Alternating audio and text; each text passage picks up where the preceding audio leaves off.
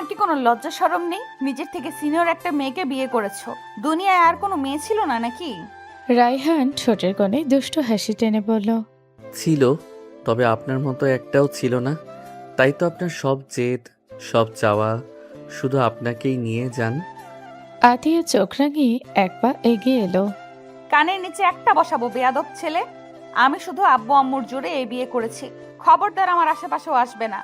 রায়হান নির্বিকার ভঙ্গিতে দুই হাত বুকের উপর গুটিয়ে বলল, এই যে ম্যাডাম, আমার সঙ্গে এভাবে কথা বলা চলবে না।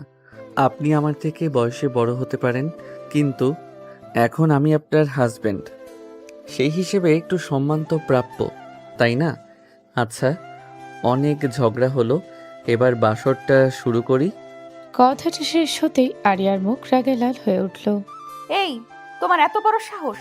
সিনিয়র বউয়ের সঙ্গে বাসর করার স্বপ্নও দেখো? রায়হান হো হো করে হেসে উঠল। লজ্জা কিসের? আপনি তো আমার বিয়ে করা বউ, আর বারবার সিনিয়র সিনিয়র করবেন না। আপনি আমার থেকে মাত্র 1 বছরের বড়। আতিয়া ভ্রু উঁচু করে তীক্ষ্ণ গলায় বলল। 1 বছর হোক আর 1 মিনিট হোক, সিনিয়র তো সিনিয়রই। সেটা কখনো ভুলে যেও না মিস্টার জুনিয়র। রায়হান ঠোঁট বাঁকিয়ে মুচকি হেসে বলল। ঠিক আছে সিনিয়র ম্যাডাম। সিনিয়র বলে কি স্বামীকে সারা জীবন দরজার বাইরে দাঁড় করিয়ে রাখবেন? আতিয়া দুই হাত বুকের উপর ভাঁজ করে বলল। বাইরে না, দরজার সামনেই দাঁড়িয়ে থাকবে। আজ থেকে এটাই তোমার শাস্তি। আরে বাবা, বিয়ের প্রথম রাতেই শাস্তি? আমি এমন কি অপরাধ করেছি? অপরাধ? জুনিয়র হয়ে সিনিয়রকে বিয়ে করার সাহস দেখিয়েছো, এটাই সবচেয়ে বড় অপরাধ। রায়হান নাটকীয় ভঙ্গিতে দীর্ঘশ্বাস ফেল। ভালোবাসারও নাকি অপরাধ হয়? তাহলে আমি এই অপরাধ 1000 বার করব। আতিয়া চোখ রাঙিয়ে বলল। বেশি নাটক করো না। সোফায় একটা বালিশ রাখা আছে, আজ রাতে ওখানেই ঘুমাবে। রায়হান বালিশটার দিকে তাকিয়ে আবার আতিয়ার দিকে তাকালো। এত বড় খাটে আপনি একা ঘুমাবেন, আর আমি ওই ছোট্ট সোফায়? এটা তো মানবাধিকার লঙ্ঘন। আমার সামনে মানবাধিকার দেখাতে আসবে না। যা বলেছি তাই হবে। রায়হান হালকা হেসে ধীরে ধীরে তার দিকে এগিয়ে গেল। আচ্ছা, আজ সোফায় ঘুমাবো, কিন্তু একটা কথা মনে রাখবেন, যতই রাগ দেখান না কেন, একদিন ঠিক নিজেই বলবেন এই জুনিয়রটাই আমার জীবনের সেরা সিদ্ধান্ত। কথাটা শুনে আতিয়ার মুখে এক মুহূর্তের জন্য অদ্ভুত নীরবতা নেমে এলো, কিন্তু পরের মুহূর্তেই সে মুখটা ঘুরিয়ে গম্ভীর স্বরে বলল। স্বপ্ন দেখা বন্ধ করো মিস্টার জুনিয়র। এখন গিয়ে সোফায় শুয়ে পড়ো। রায়হান একবার আতিয়ার দিকে তাকিয়ে দীর্ঘশ্বাস ফেল। ধুর, এত সুন্দর একটা বউকে রেখে সোফায় গিয়ে ঘুমাতে হবে, একদমই ভালো লাগছে না। বিড়বিড় করতে করতে ধীরে ধীরে সোফার দিকে এগিয়ে গেল সে। আতিয়া ভ্রুকুচকে তাকিয়ে বলল। কিছু বললে? রায়হান সঙ্গে সঙ্গে দাঁত বের করে হাসল। না, কিছু না। Good night. আতিয়া দাঁতে দাঁত চেপে রাগী গলায় বলল। এখান থেকে যাও শয়তান ছেলে, একদম আমার সামনে দাঁড়াবে না। রায়হান বুঝতে পারল এখন আর একটা কথা বলে বিপদ, তাই চুপচাপ দুহাত তুলে আত্মসমর্পণের ভঙ্গি করে সোফার দিকে চলে গেল। বালিশটা মাথার নিচে রেখে শুয়ে পড়ল। চোখ দুটো বারবার ঘুরে যাচ্ছিল খাটের দিকে, যেখানে রাগে ফুঁসতে ফুঁসতে শুয়ে আছে তার একরোখা সিনিয়র বউ। পরদিন সকালে ঘুম ঘুম চোখে রায়হান পাশ ফিরে খাটের দিকে তাকাতে চমকে উঠল। পুরো খাট ফাঁকা, আতের কোনো চিহ্নই নেই। এক লাফে উঠে বসে সে তাড়াহুড়ো করে অসময়ের দরজা খুলে দেখল সেখানেও কেউ নেই। আরে, কোথায় গেল? বিড়বিড় করতে করতে প্রায় দৌড়ে নিচে ড্রয়িং রুমে চলে এলো। সেখানে দেখল রাহেলা বেগম সকালে নাস্তা সাজাচ্ছেন। রায়হান চারপাশে তাকিয়ে ব্যস্ত কণ্ঠে বলল। আম্মু, আমার বউ কোথায়? রাহেলা বেগম হাতে প্লেট নামিয়ে ছেলের দিকে তাকিয়ে বললেন। তোর কি একটু লজ্জা শরম নেই? সকালবেলা মায়ের সামনে দাঁড়িয়ে আমার বউ কোথায়, আমার বউ কোথায় বলে চিৎকার করছিস। রায়হান মাথা চুলকে নিষ্পাপ মুখে বলল। আরে আম্মু, এত সুন্দর একটা বউ চোখের আড়াল হলেই তো টেনশন হয়। ঠিক তখনই রান্নাঘর থেকে আতিয়া হাতে নাস্তার প্লেট নিয়ে বেরিয়ে এলো। তাকে দেখে রায়হানের মুখ উজ্জ্বল হয়ে উঠল। এই তো আম্মু, তুমি আমার বউকে দিয়ে কাজ করাচ্ছ কেন? আমার বউটা কষ্ট পাবে, এত কাজ করলে যদি অসুস্থ হয়ে যায়। কথাটা শুনে আতিয়া ধীরে ধীরে মাথা তুলে এমন এক দৃষ্টি দিল যেন চোখ দিয়ে রায়হানকে খুন করে ফেলবে। কি বললি? রায়হান মুহূর্তেই চুপ। রাহেলা বেগম গম্ভীর গলায় বলল, অনেক নাটক হয়েছে, এখন চুপচাপ গিয়ে ফ্রেশ হয়ে এসে নাস্তা করো, না হলে তোমার খবর আছে। রায়হান মুখ ফুলিয়ে রাহেলা বেগমের দিকে তাকালো। আম্মু, নিজের বউয়ের সামনে এভাবে অপমান করলে আমার সম্মান থাকে? রাহেলা বেগম হেসে ফেললেন। এই অপমান তোর প্রাপ্য। এখন যা, বেশি বকবক না করে ফ্রেশ হয়ে আয়। অভিমানী মুখে বলে রায়হান সিঁড়ি বেয়ে নিজের ঘরের দিকে চলে গেল। তার সেই শিশুদের মতো অভিমানী মুখ দেখে রাহেলা বেগম আর আতিয়া দুজনেই একে অপরের দিকে তাকিয়ে হেসে ফেল। ফ্রেশ হয়ে নিচে নামতেই ডাইনিং টেবিলের চারপাশে সবাই বসে পড়েছে। রাহেলা বেগম নিজ হাতে সবার প্লেটে নাস্তা তুলে দিচ্ছেন। রায়হানের শেষ সোজা আতিয়ার পাশে চেয়ারটা টেনে বসে পড়ল। আতিয়া একবার তাকিয়ে আবার মুখটা ফিরিয়ে নিল। রায়হান আস্তে করে ফিসফিসিয়ে বলল, সিনিয়র, এখনো রাগ করে আছেন? খাওয়ার সময় কথা বলা আমার পছন্দ না। আচ্ছা, কথা বলবো না, কিন্তু খাবার দেন না নিজ হাতে? আতিয়া ভ্রু কুচকে তাকালো। সামনে যা আছে নিজে নিয়ে খাও, হাত ভেঙে যায়নি তো? রায়হান নাটকীয়ভাবে দীর্ঘশ্বাস ফেল। ইস, মানুষ বিয়ে করে বউয়ের হাতে আদর করে খাওয়ার জন্য, আর আমার কপালে জুটেছে এক রাগী সিনিয়র। রাহেলা বেগম ছেলের কাণ্ড দেখে হেসে বললেন। বেশি বিরক্ত করিস না বাবা, মেয়েটা কালই এই বাড়িতে এসেছে। রায়হান সঙ্গে সঙ্গে প্রতিবাদ করল। আমি কি বিরক্ত করছি? আমি তো শুধু আমার বউয়ের কাছ থেকে একটু যত্ন চাইছি। আতিয়া এবারে চুপ থাকতে পারল না। যত্ন চাইলে আগে ভদ্র হতে শিখো মিস্টার জুনিয়র। রায়হান মুচকে হেসে বলল। আপনার কাছেই তো শিখবো সিনিয়র ম্যাডাম। কথাটা শুনে টেবিলে উপস্থিত সবাই হেসে উঠল। আতিয়া লজ্জায় আর বিরক্তিতে একসাথে মাথাটা নিচু করে ফেলল। মনে মনে ভাবল, এই ছেলেটাকে নিয়ে যে কি হবে আল্লাহ জানে। নাস্তা শেষ করে আতিয়া নিজের প্লেট তুলে রান্নাঘরের দিকে যেতে লাগলো। ঠিক তখনই রাহেলা বেগম বললেন, আতিয়া মা, বাসনগুলো রেখে এসো, তারপর একটু আমার রুমে এসো, তোমার সঙ্গে কথা আছে। জি আম্মু। আতিয়া চলে যেতেই রায়হানও পেছন পেছন যাওয়ার জন্য উঠে দাঁড়ালো। রাহেলা বেগম সঙ্গে সঙ্গে কড়া গলায় বললেন, এই যে, তুই আবার কোথায় যাচ্ছিস? রায়হান নিষ্পাপ মুখে বলল, আমি একটু সাহায্য করব। তুই আর সাহায্য? ছোটবেলা থেকে এক গ্লাস পানি পর্যন্ত নিজে ঢেলে খাস না, আজ হঠাৎ বউকে সাহায্য করতে যাচ্ছিস? ডাইনিং টেবিলে উপস্থিত সবাই হেসে উঠল। রায়হান ঠোঁট ফুলিয়ে বলল, মানুষ বদলাতে পারে না নাকি? পারে, তবে তুই না, চুপচাপ বসে থাক। মায়ের ধমকে আর এগোনোর সাহস হলো না তার।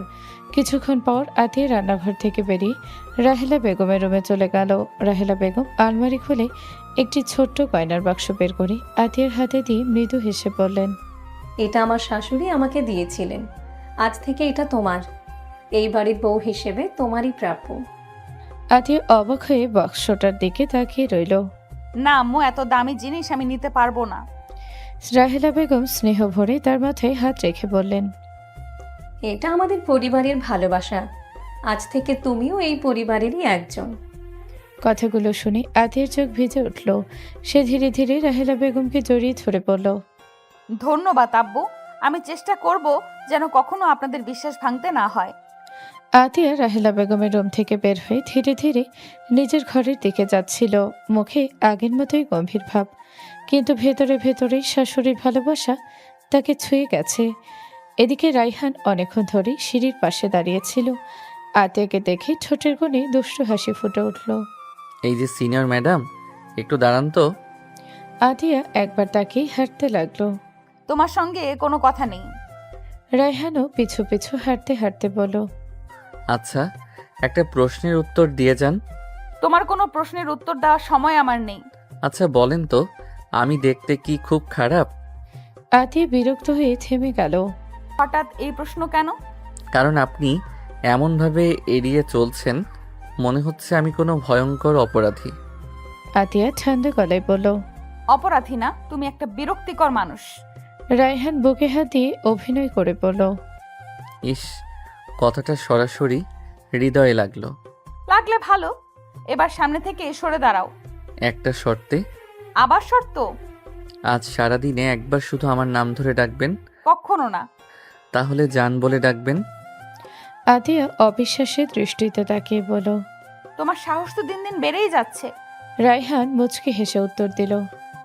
সাহস না থাকলে কি আর নিজের সিনিয়রকে বিয়ে করতে পারতাম? আতিয়া এবারে নিজেকে সামলাতে পারল না, পাশে থাকা একটা কুশন তুলে রায়হানের দিকে ছুঁড়ে মারল। রায়হান হেসে কুশনটা লুফে নিয়ে বলল। ও, বিয়ের পর প্রথম উপহার? এটা উপহার না, সতর্ক বার্তা। সমস্যা নেই, তোমার কাছ থেকে যাই পাই আমার কাছে সবই স্পেশাল। আতিয়া মাথায় হাত দিয়ে বিড়বিড় করলো। আল্লাহ, এই ছেলেটার হাত থেকে আমাকে বাঁচাও। কথা শেষ করে দ্রুত নিজের ঘরে ঢুকে দরজাটা বন্ধ করে দিল। বাহিরে দাঁড়িয়ে রায়হান কুশনটা বুকে জড়িয়ে মুচকি হেসে বলল। রাগ যতই দেখাও, সিনিয়র তোমার এই রাগের আড়ালেই একদিন আমার জন্য ভালোবাসা লুকিয়ে থাকবে। আজ রায়হান আর আতিয়ার বৌভাত, পুরো বাড়ি আলো ফুল আর অতিথিদের কোলাহলে মুখর। আত্মীয় স্বজন প্রতিবেশী সবাই নতুন দম্পতিকে এক নজর দেখার জন্য ভিড় জমিয়েছে। গোলাপি শাড়ি, হালকা গহনা আর মুখ ভরা লাজুক হাসিতে আজ আতিয়াকে অসম্ভব সুন্দর লাগছে। যেই তাকাচ্ছে একবার না একবার তার সৌন্দর্যের প্রশংসা করছেই। আর রায়হান তো যেন আজ আতিয়ার ছায়া, যেখানে আতিয়া যাচ্ছে সেখানেই কোনো না কোনো অজুহাতে হাজির হয়ে যাচ্ছে। আমার পেছন পেছন ঘুরছো কেন? মানুষ কি ভাববে? ভাবুক, নিজের বউয়ের পাশে দাঁড়িয়েছি, অন্য কারো তো না। রায়হানের এমন নির্লজ্জ উত্তর শুনে আতিয়া শুধু চোখ রাঙিয়ে অন্যদিকে তাকিয়ে রইল।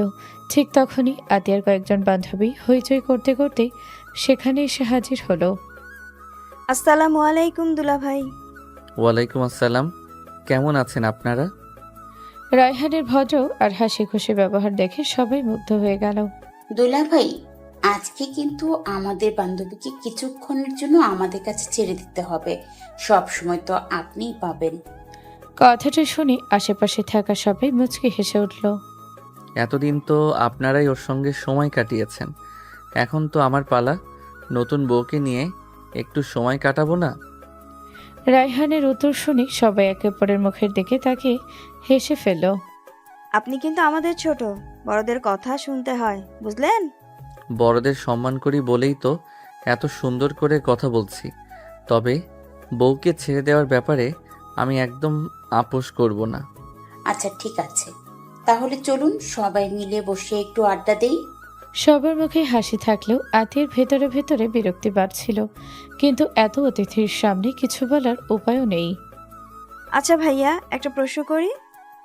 নিশ্চয়ই করুন। আপনাদের প্রেমের শুরুটা কিভাবে হয়েছিল? প্রশ্নটা শুনে আতিয়া কপালে হাত ঠেকালো। তোরা আবার কি শুরু করলি? আর এমন করছো কেন জান? ওরা তো শুধু আমাদের লাভ স্টোরিটাই শুনতে চাইছে। কোনো গল্প হবে না, যা খুশি বানিয়ে বলবে না যেন। আচ্ছা আচ্ছা, সবাই মন দিয়ে শোনেন। আজ আমি একটা গল্প বলবো, যেটা শুনে আপনারা বুঝবেন একজন জুনিয়র কিভাবে নিজের রাগী সিনিয়র বউকে বিয়ে করলো। কথাটা শেষ হতেই চারপাশে হাসির রোল পড়ে গেল, আর আতিয়া লজ্জার আগে মাথাটা নিচু করে মনে মনে বলল, আজকে বাসায় গিয়ে এই ছেলেটার হিসাব আমি ঠিকই নেব। আজ রায়হানের ভার্সিটি জীবনের তৃতীয় দিন। প্রথম 2 দিনেও সেই সময় মতো ক্লাসে পৌঁছাতে পারেনি। দুষ্টু অগোছালো স্বভাবটা এখনও তার যায়নি। পড়াশোনাও সে খুব একটা ভালো নয়, কোনো মতে ভর্তি হয়েছে এই বিশ্ববিদ্যালয়ে। আজও ঘুম থেকে উঠতে দেরি হয়ে গেছে। ঘড়ির দিকে তাকাতেই তার চোখ কপালে উঠে গেল। শেষ, আজও লেট হয়ে গেল। তাড়াহুড়ো করে জামা কাপড় পরে বাইকের চাবি নিয়ে বেরিয়ে পড়ল সে। মাথায় তখন একটাই চিন্তা, যেভাবেই হোক আজ ক্লাসে সময় মতো পৌঁছাতে হবে। রাস্তায় বাইকের গতি স্বাভাবিকের তুলনায় অনেক বেশি। ঠিক তখনই হঠাৎ রাস্তা পার হতে গিয়ে একটা মেয়ে তার বাইকের সামনে চলে এলো। আরে সাবধান। মুহূর্তের মধ্যে ব্রেক কষে বাইকটা থামানোর চেষ্টা করল রায়হান। মেয়েটিকে বাঁচাতে গিয়ে বাইকের নিয়ন্ত্রণ হারিয়ে নিজেই রাস্তার ওপর ছিটকে পড়ল। তার ডান হাতটা রাস্তার সঙ্গে লেগে ঘষা লেগে কেটে গেল। তীব্র ব্যথায় মুখটা বিকৃত হয়ে গেল তার। এই, আপনি ঠিক আছেন? আতিয়া দ্রুত দৌড়ে এসে রায়হানকে উঠতে সাহায্য করলো। ব্যাগ থেকে পানির বোতল আর ছোট ফার্স্ট এইড বক্স বের করে খুব যত্ন করে তার ক্ষত পরিষ্কার করে ওষুধ লাগিয়ে দিল। আপনার তো কোনো দোষ ছিল না, তবু এত কষ্ট করছেন কেন? দুর্ঘটনা কারো ইচ্ছে হয় না। এখন বেশি কথা না বলে চলুন, হসপিটালে যেতে হবে, হাতে গভীর আঘাত পেয়েছেন। রায়হান যতই না করুক, আতিয়া তার কথা শুনল না। নিজের উদ্যোগেই তাকে কাছের একটি ক্লিনিকে নিয়ে গেল। ডাক্তারের ফি থেকে শুরু করে ওষুধ সবকিছুর খরচও সে নিজেই দিল। এত কিছু করার দরকার ছিল না। আজ আপনার জায়গায় অন্য কেউ থাকলে আমি একই কাজ করতাম। মানুষ হিসেবে একটু দায়িত্ব তো সবারই আছে। কথাগুলো বলে আতিয়া চলে গেল, কিন্তু যাওয়ার আগে নিজের নামটুকুও বলে গেল না। রায়হান অনেকক্ষণ মেয়েটার যাওয়ার দিকে তাকিয়ে রইল। অচেনা মেয়েটার শান্ত স্বভাব আর আন্তরিক ব্যবহার বারবার তার চোখের সামনে ভেসে উঠতে লাগলো। ভার্সিটিতে গিয়ে সে পুনরায় আবার আতিয়াকে দেখতে পেল। সেদিন ক্লাসে গিয়ে বন্ধুদের কাছ থেকে জানতে পারল মেয়েটির নাম আতিয়া। সেই বিশ্ববিদ্যালয়ের 2য় বর্ষের ছাত্রী, অর্থাৎ রায়হানের 1 বছরের সিনিয়র। খবরটা শুনে রায়হান কিছুক্ষণ চুপ করে রইল। তারপর ঠোঁটের কোণে একচিলতে হাসি ফুটে উঠল। 1 বছরের সিনিয়র, তাতে কি হয়েছে? ভালো লাগা তো আর বয়স দেখে আসে না।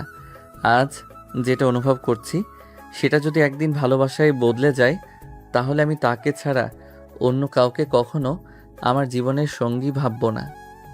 দেখতে দেখতে কেটে গেল 7-8টা দিন। হাতে ব্যথাটা এখন অনেকটাই কমে গেছে। ক্যাম্পাসে বন্ধুদের সঙ্গে গল্প করছিল রায়হান।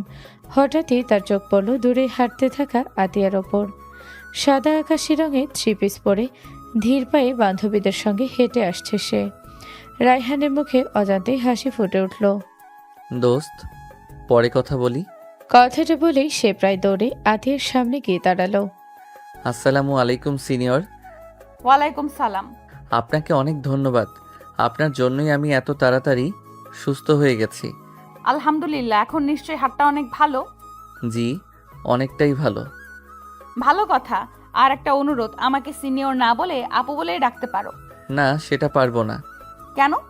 জানি না, আপু বলতে ইচ্ছে করে না, সিনিয়র বলেই ডাকতে ভালো লাগে। রায়হানের উত্তর শুনে আতিয়া কয়েক সেকেন্ড তার দিকে তাকিয়ে রইল। অদ্ভুত ছেলে।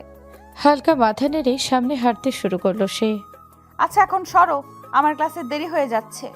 আতিয়া পাশ কাটিয়ে চলে যেতেই রায়হান আবার দৌড়ে তার সামনে গিয়ে দাঁড়ালো। সিনিয়র প্লিজ, আর মাত্র 1 মিনিট। এবার আবার কি? একটা ছোট্ট জিনিস ছিল। কথাটা বলেই রায়হান পেছনে লুকিয়ে রাখা একটি ছোট গিফট বক্স আতিয়ার দিকে বাড়িয়ে দিল। এটা আপনার জন্য। সেদিন আপনি আমার জন্য যা করেছেন তার প্রতিদান কখনো দিতে পারবো না। এটা শুধু একটা ছোট্ট ধন্যবাদ। আতিয়া একবার গিফট বক্সটার দিকে তাকালো, তারপর শান্ত গলায় বলল, সরি, আমি এটা নিতে পারবো না। কেন? কারণ আমি কোনো প্রতিদানের আশায় তোমাকে সাহায্য করিনি। একজন মানুষ হিসেবে আমার যেটা করা উচিত ছিল আমি শুধু সেটাই করেছি। কিন্তু আর একটা কথা, এবার তার কণ্ঠে আগের চেয়ে একটু কঠোরতা ফুটে উঠল।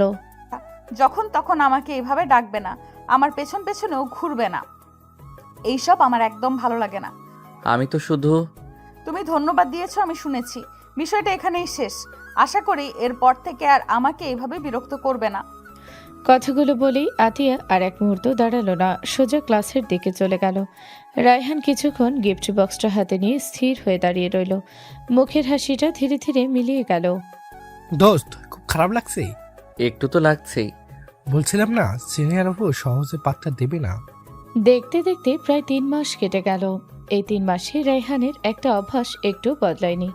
প্রতিদিন ভার্সিটিতে এসে একবার হলেও আতিয়াকে দেখার চেষ্টা করত সে। কখনো করিডোরে, কখনো ক্যান্টিনে, কখনো আবার লাইব্রেরির সামনে। আর প্রতিবারই আতিয়ার উত্তর একই থাকতো। রায়হান, তোমাকে কতবার বলেছি আমার পেছনে পেছনে ঘুরবে না? আমি তো ঘুরছি না সিনিয়র, পথগুলোই বারবার এক হয়ে যাচ্ছে। তোমার এসব কথা আমার একদম ভালো লাগে না। সমস্যা নেই, একদিন ভালো লাগবে। কথাটা শুনে আতিয়া বিরক্ত হয়ে চলে যায়। একদিন দুপুরে ক্যান্টিনে বসেছিল রায়হান। হঠাৎ পাশের টেবিলে বসা কয়েকজন 2য় বর্ষের ছাত্রীর কথা তার কানে এলো। শুনেছিস আতিয়ার নাকি সামনের মাসেই বিয়ে? হ্যাঁ, পরিবার থেকেই ঠিক করেছে। কথাটা শুনেই রায়হানের হাতে থাকা চায়ের কাপটা কেঁপে উঠল। কি বললেন? কার বিয়ে? আতিয়া আপুর। এরপর আর এক মুহূর্ত সেখানে বসে থাকতে পারল না রায়হান। বুকের ভেতরটা কেমন যেন মোচড় দিয়ে উঠল।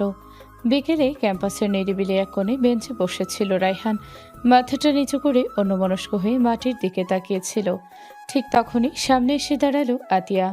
কি হয়েছে? আজ এত চুপচাপ কেন? একটা কথা শুনেছি, সত্যি? কোন কথা? আপনার বিয়ে ঠিক হয়েছে? কয়েক সেকেন্ড চুপ থেকে আতিয়া ব্যাগের ভেতর হাত ঝুঁকে একটি খাম বের করলো।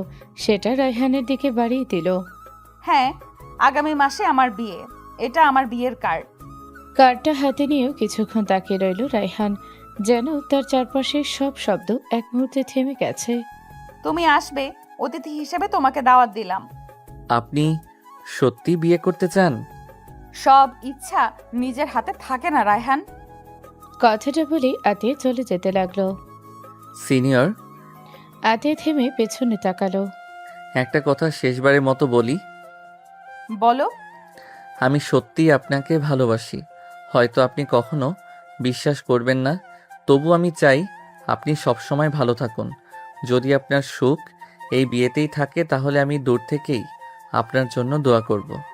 আতিয়া কয়েক মুহূর্ত স্থির হয়ে তার দিকে তাকিয়ে রইল, তারপর ধীর গলায় বলল, তুমি ভালো ছেলে রায়হান, কিন্তু আমার পক্ষে তোমাকে সেই চোখে দেখা সম্ভব নয়। আর একটা কথা, আমার জন্য নিজের জীবন নষ্ট করো না।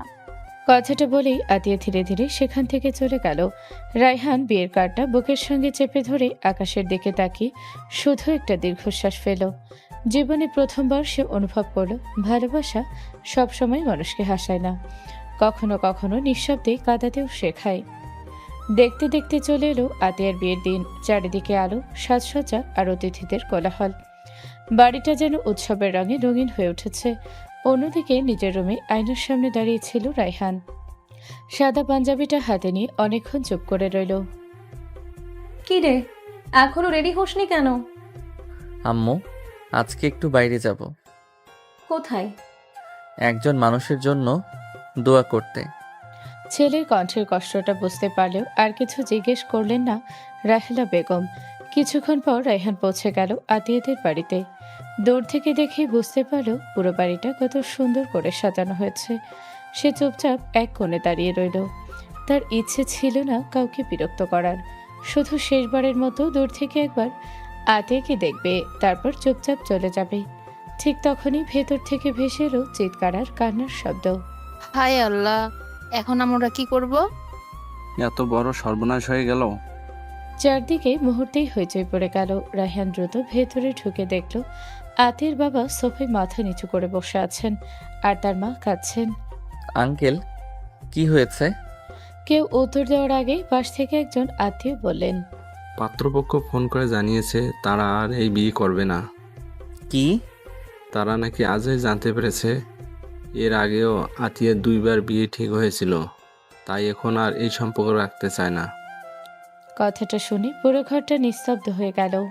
ঠিক তখনই আতিয়া ধীরে ধীরে নিজের রুম থেকে বেরিয়ে এলো। লাল বেনারসি, চোখ ভরা পানি, তবুও মাথাটা নিচু করে রেখেছে। আমার মেয়েটার কি দোষ ছিল? আগের দুটো সম্বন্ধ ভেঙেছিল ওর ভাগ্যের কারণে। আজও সবাই ওকেই দোষ দিল। রাহাত সাহেব অর্থাৎ আতিয়ার বাবা দুই হাতে মুখ ঢেকে বসে রইলেন। আজ যেন একজন বাবার সব শক্তি এক মুহূর্তে ভেঙে পড়েছে। এসব দেখে রায়হানের বুকটা মোচড় দিয়ে উঠল। সে ধীরে ধীরে আতিয়ার বাবার সামনে গিয়ে দাঁড়ালো। আঙ্কেল, একটা কথা বলবো? সবাই একসঙ্গে তার দিকে তাকালো। যদি আপনি কিছু মনে না করেন, আমি আতিয়াকে বিয়ে করতে চাই। রায়হানের কথার পর পুরো ঘর নিস্তব্ধ হয়ে গেল। কেউ যেন বিশ্বাসই করতে পারছিল না এমন একটা পরিস্থিতিতে একটা ছেলে এত বড় সিদ্ধান্ত নিতে পারে। তুমি বুঝে শুনে কথা বলছো? এটা কোনো খেলাধুলা না রায়হান, এটা বিয়ে। আমি জানি, আর বিয়ে বলেই এত ভেবে বলছি। আতিয়ার বাবা ধীরে ধীরে উঠে দাঁড়ালেন। বাবা, আলদিঘের বসে কোনো সিদ্ধান্ত নিও না। আজ আমাদের খারাপ সময় দেখে হয়তো মায়া থেকে এসব বলছ। না আঙ্কেল, এটা আজকে সিদ্ধান্ত না, অনেক আগেই সিদ্ধান্ত নিয়েছি, শুধু বলার সুযোগ পাইনি। কিন্তু তুমি তো এখনো পড়াশোনা করছো, তোমার পরিবার কি এই বিয়ে মেনে নেবে? তারা কি বলবেন জানি না, তবে আমি আগে তাদের সঙ্গে কথা বলতে চাই। যদি তারা রাজি হন আর আপনারা যদি আমাকে যোগ্য মনে করেন, তাহলে আমি আতিয়াকে বিয়ে করতে চাই। কথাগুলো বলেই রায়হান নিজের বাবাকে ফোন দিল। কিছুক্ষণের মধ্যেই রায়হানের বাবা মা আত্মীয়দের বাড়িতে পৌঁছে গেলেন। কি হয়েছে বাবা? রায়হান ধীরে ধীরে শুরু থেকে শেষ পর্যন্ত সব ঘটনা খুলে বলল। সব কথা শুনে রাহেলা বেগম একবার আতিয়ার দিকে তাকালেন, তারপর ছেলের দিকে। একটা প্রশ্নের উত্তর দিবি? মেয়েটাকে বিয়ে করে যদি কোনোদিনও সে তোকে ভালোবাসতে না পারে, তবুও কি কোনো অভিযোগ করবি না? না আম্মু, আমি শুধু চাই ও যেন সম্মান নিয়ে বাঁচতে পারে। ভালোবাসা সেটা জোর করে আদায় করা যায় না। ছেলের উত্তর শুনে রাহেলা বেগমের চোখ ভিজে উঠল। আলহামদুলিল্লাহ, আজ বুঝলাম আমার ছেলে সত্যি বড় হয়েছে। এবার রায়হানের আবু আতিয়ার বাবার দিকে তাকিয়ে বললেন, ভাই, যদি আপনারা রাজি থাকেন তাহলে আজ থেকেই আমরা আত্মীয় হতে চাই। আতিয়ার বাবা আর নিজেকে সামলাতে পারলেন না, এগিয়ে এসে রায়হানের বাবার হাত শক্ত করে ধরে ফেললেন। আল্লাহ আপনাদের উত্তম প্রতিদান দিন। আজ আপনারা না এলে আমার মেয়েটার সম্মান কোথায় থাকতো জানি না। এতক্ষণ চুপচাপ দাঁড়িয়ে থাকা আতিয়া এবার ধীর গলায় বলল, আব্বু আমার সঙ্গে একবার কথা বলবে? সবাই বুঝে গেল বাবা মেয়ের একান্তে কথা বলা দরকার, তাই সবাই ধীরে ধীরে ঘর থেকে বেরিয়ে গেল। ঘরে শুধু আতিয়া আর তার বাবা। আব্বু তুমি কি সত্যি এই বিয়ে চাও? দেখ মা, ছেলেটা খুবই ভালো আর পরিবার অনেক ভালো। আশা করি তুই আমাদের কথার ওপরে না করবি না। বাবার কথাই আতিয়ার চোখ ভিজে উঠল। সে কিছুক্ষণ চুপ থেকে ধীরে ধীরে বলল, যদি তুমি মনে করো এই বিয়েতে আমার ভালো হবে তাহলে আমার কোনো আপত্তি নেই। কিছুক্ষণ পর রুমের দরজা খুলে বাহিরে বেরিয়ে এলেন আতিয়ার আব্বু। সবার দৃষ্টি তখন তার দিকেই। আলহামদুলিল্লাহ, যদি আপনাদের কোনো আপত্তি না থাকে তাহলে আমরা এই বিয়েতে রাজি। কথাটা শুনে রাহেলা বেগমের চোখের পানি মুছে মুচকি হাসলেন। রায়হানের আব্বু স্বস্তির নিঃশ্বাস ফেলেন। রায়হান যেন কয়েক সেকেন্ড বিশ্বাসই করতে পারছিল না। সত্যি? আল্লাহর কাছে শুকরিয়া আদায় কর বাবা। রায়হান মাথাটা নিচু করে ফিসফিসিয়ে বলল, আলহামদুলিল্লাহ। ঠিক তখনই একজন আত্মীয় এগিয়ে এসে বললেন, যেহেতু কাজী সাহেব আগে থেকে আছেন আর দুই পরিবারের সম্মতিও আছে, তাহলে দেরি না করে আজই শুভ কাজ সম্পন্ন করে ফেলাই ভালো। উপস্থিত সবাইও কথাটাকে সমর্থন করলেন। কিছুক্ষণের মধ্যেই বাড়ির পরিবেশ আবার বদলে গেল। কিছুক্ষণ আগের কান্নার জায়গায় ধীরে ধীরে স্বস্তি ফিরে আসতে লাগলো। আতিয়াকে এবার নতুন করে সাজানো হলো, তবে এবার তার চোখে আগের মতো স্বপ্ন ছিল না, ছিল একরাশ নীরবতা। অন্যদিকে রায়হানু সাদা পাঞ্জাবির ওপর শেরওয়ানি পরে বসে আছে। মুখে আনন্দ থাকলেও ভেতরে ভেতরে সে বেশ নার্ভাস। দোস্ত, কি অবস্থা? হাত পা কাঁপছে। যে ছেলে পুরো ভার্সিটি মাথায় করে রাখতো সে আজ ভয় পাচ্ছে। আজকের ভয়টা আলাদা। আজ থেকে একটা মানুষের পুরো জীবনের দায়িত্ব আমার। কিছুক্ষণ পর কাজী সাহেব বিয়ের আনুষ্ঠানিকতা শুরু করলেন। কয়েক মুহূর্তের মধ্যেই সম্পন্ন হয়ে গেল তাদের বিবাহ। আতিয়ার বান্ধবীর একসঙ্গে হেসে উঠল। বাহ, দুলাভাইকে তো দেখছি সিনেমাকেও হার মানিয়ে দিয়েছে। সবার হাসি ঠাট্টার মাঝে একজন এসে জানিয়ে দিল, বরকনেকে স্টেজে ডাকা হয়েছে, সবাই অপেক্ষা করছে। এরপর রায়হান আর আতিয়া পাশাপাশি স্টেজে গিয়ে দাঁড়ালো। একে একে আত্মীয় স্বজন বন্ধু বান্ধব সবাই এসে তাদের শুভেচ্ছা জানাতে লাগলো। কেউ ফুল দিল, কেউ গিফট, কেউ আবার নতুন জীবনের জন্য দোয়া করলো। দেখতে দেখতে শেষ হয়ে গেল বৌভাতের পুরো অনুষ্ঠান। সারা দিনের ব্যস্ততা, অতিথিদের সঙ্গে কথা বলা আর ভারী সাজে ভীষণ ক্লান্ত হয়ে পড়েছিল আতিয়া। রুমে ফিরে গয়নাগুলো খুলে ফ্রেশ হয়ে বিছানায় গায়ে দিয়ে দিল। চোখ দুটো বন্ধ হতেই কখন যে ঘুমিয়ে পড়েছে সে নিজেও বুঝতে পারেনি। বেশ কিছুক্ষণ পর রুমের দরজা আস্তে করে খুলল। রায়হান ধীর পায়ে ভেতরে ঢুকলো। সারাদিন বন্ধুদের টানাটানি আড্ডার দৌড়ঝাঁপে সেও বেশ ক্লান্ত। রুমে ঢুকতেই অসাবধানতাবশত তার হাত ফুলদানিতে লেগে গেল। ফুলদানিটা মেঝেতে পড়ে শব্দ হতেই আধির ঘুম ভেঙে গেল। সে তাড়াতাড়ি উঠে বসে দরজার দিকে তাকালো। রায়হান ভারসাম্য হারিয়ে পড়ে যেতে নিতেই আতিয়া দ্রুত এগিয়ে গিয়ে তাকে ধরে ফেলল। এই কি হয়েছে তোমার, ঠিক আছো? আস্তে কথা বলো সিনিয়র। এত কাঁপছো কেন? শরীর খারাপ নাকি? না, শুধু খুব ক্লান্ত। সারাদিনের ক্লান্তিতেই চোখ দুটো আধা বোঝা হয়ে এসেছে তার। একটা কথা বলি। কি? তুমি জানো আমি শুধু তোমাকেই ভালোবাসি। কথাটা বলে শিশুর মতো সরল চোখে আতিয়ার দিকে তাকিয়ে রইল সে। তুমি হয়তো কোনোদিন আমাকে ভালোবাসবে না, তবুও আমি অপেক্ষা করব যতদিন লাগে। আতিয়া কিছু বলল না, শুধু নীরবে তার দিকে তাকিয়ে রইল। এত ক্লান্ত অবস্থাতেও ছেলেটা নিজের কথা না ভেবে বারবার তার কথাই বলছে। আজ খুব ঘুম পাচ্ছে। কথাটা বলেই ধীরে ধীরে বিছানার একপাশে শুয়ে পড়ল রায়হান। কয়েক মুহূর্তের মধ্যে গভীর ঘুমে তলিয়ে গেল। আতিয়া দীর্ঘশ্বাস ফেল, তারপর আলতো করে রায়হানের গায়ে একটা পাতলা চাদর টেনে দিল। আতিয়া এক দৃষ্টিতে ঘুমন্ত রায়হানের দিকে তাকিয়ে রইল। ঘুমের মধ্যেও ছেলেটার মুখে এক অদ্ভুত শান্তির ছাপ। একটু আগেও সে বারবার শুধু একটা কথাই বলছিল, সে আতিয়াকে খুব ভালোবাসে।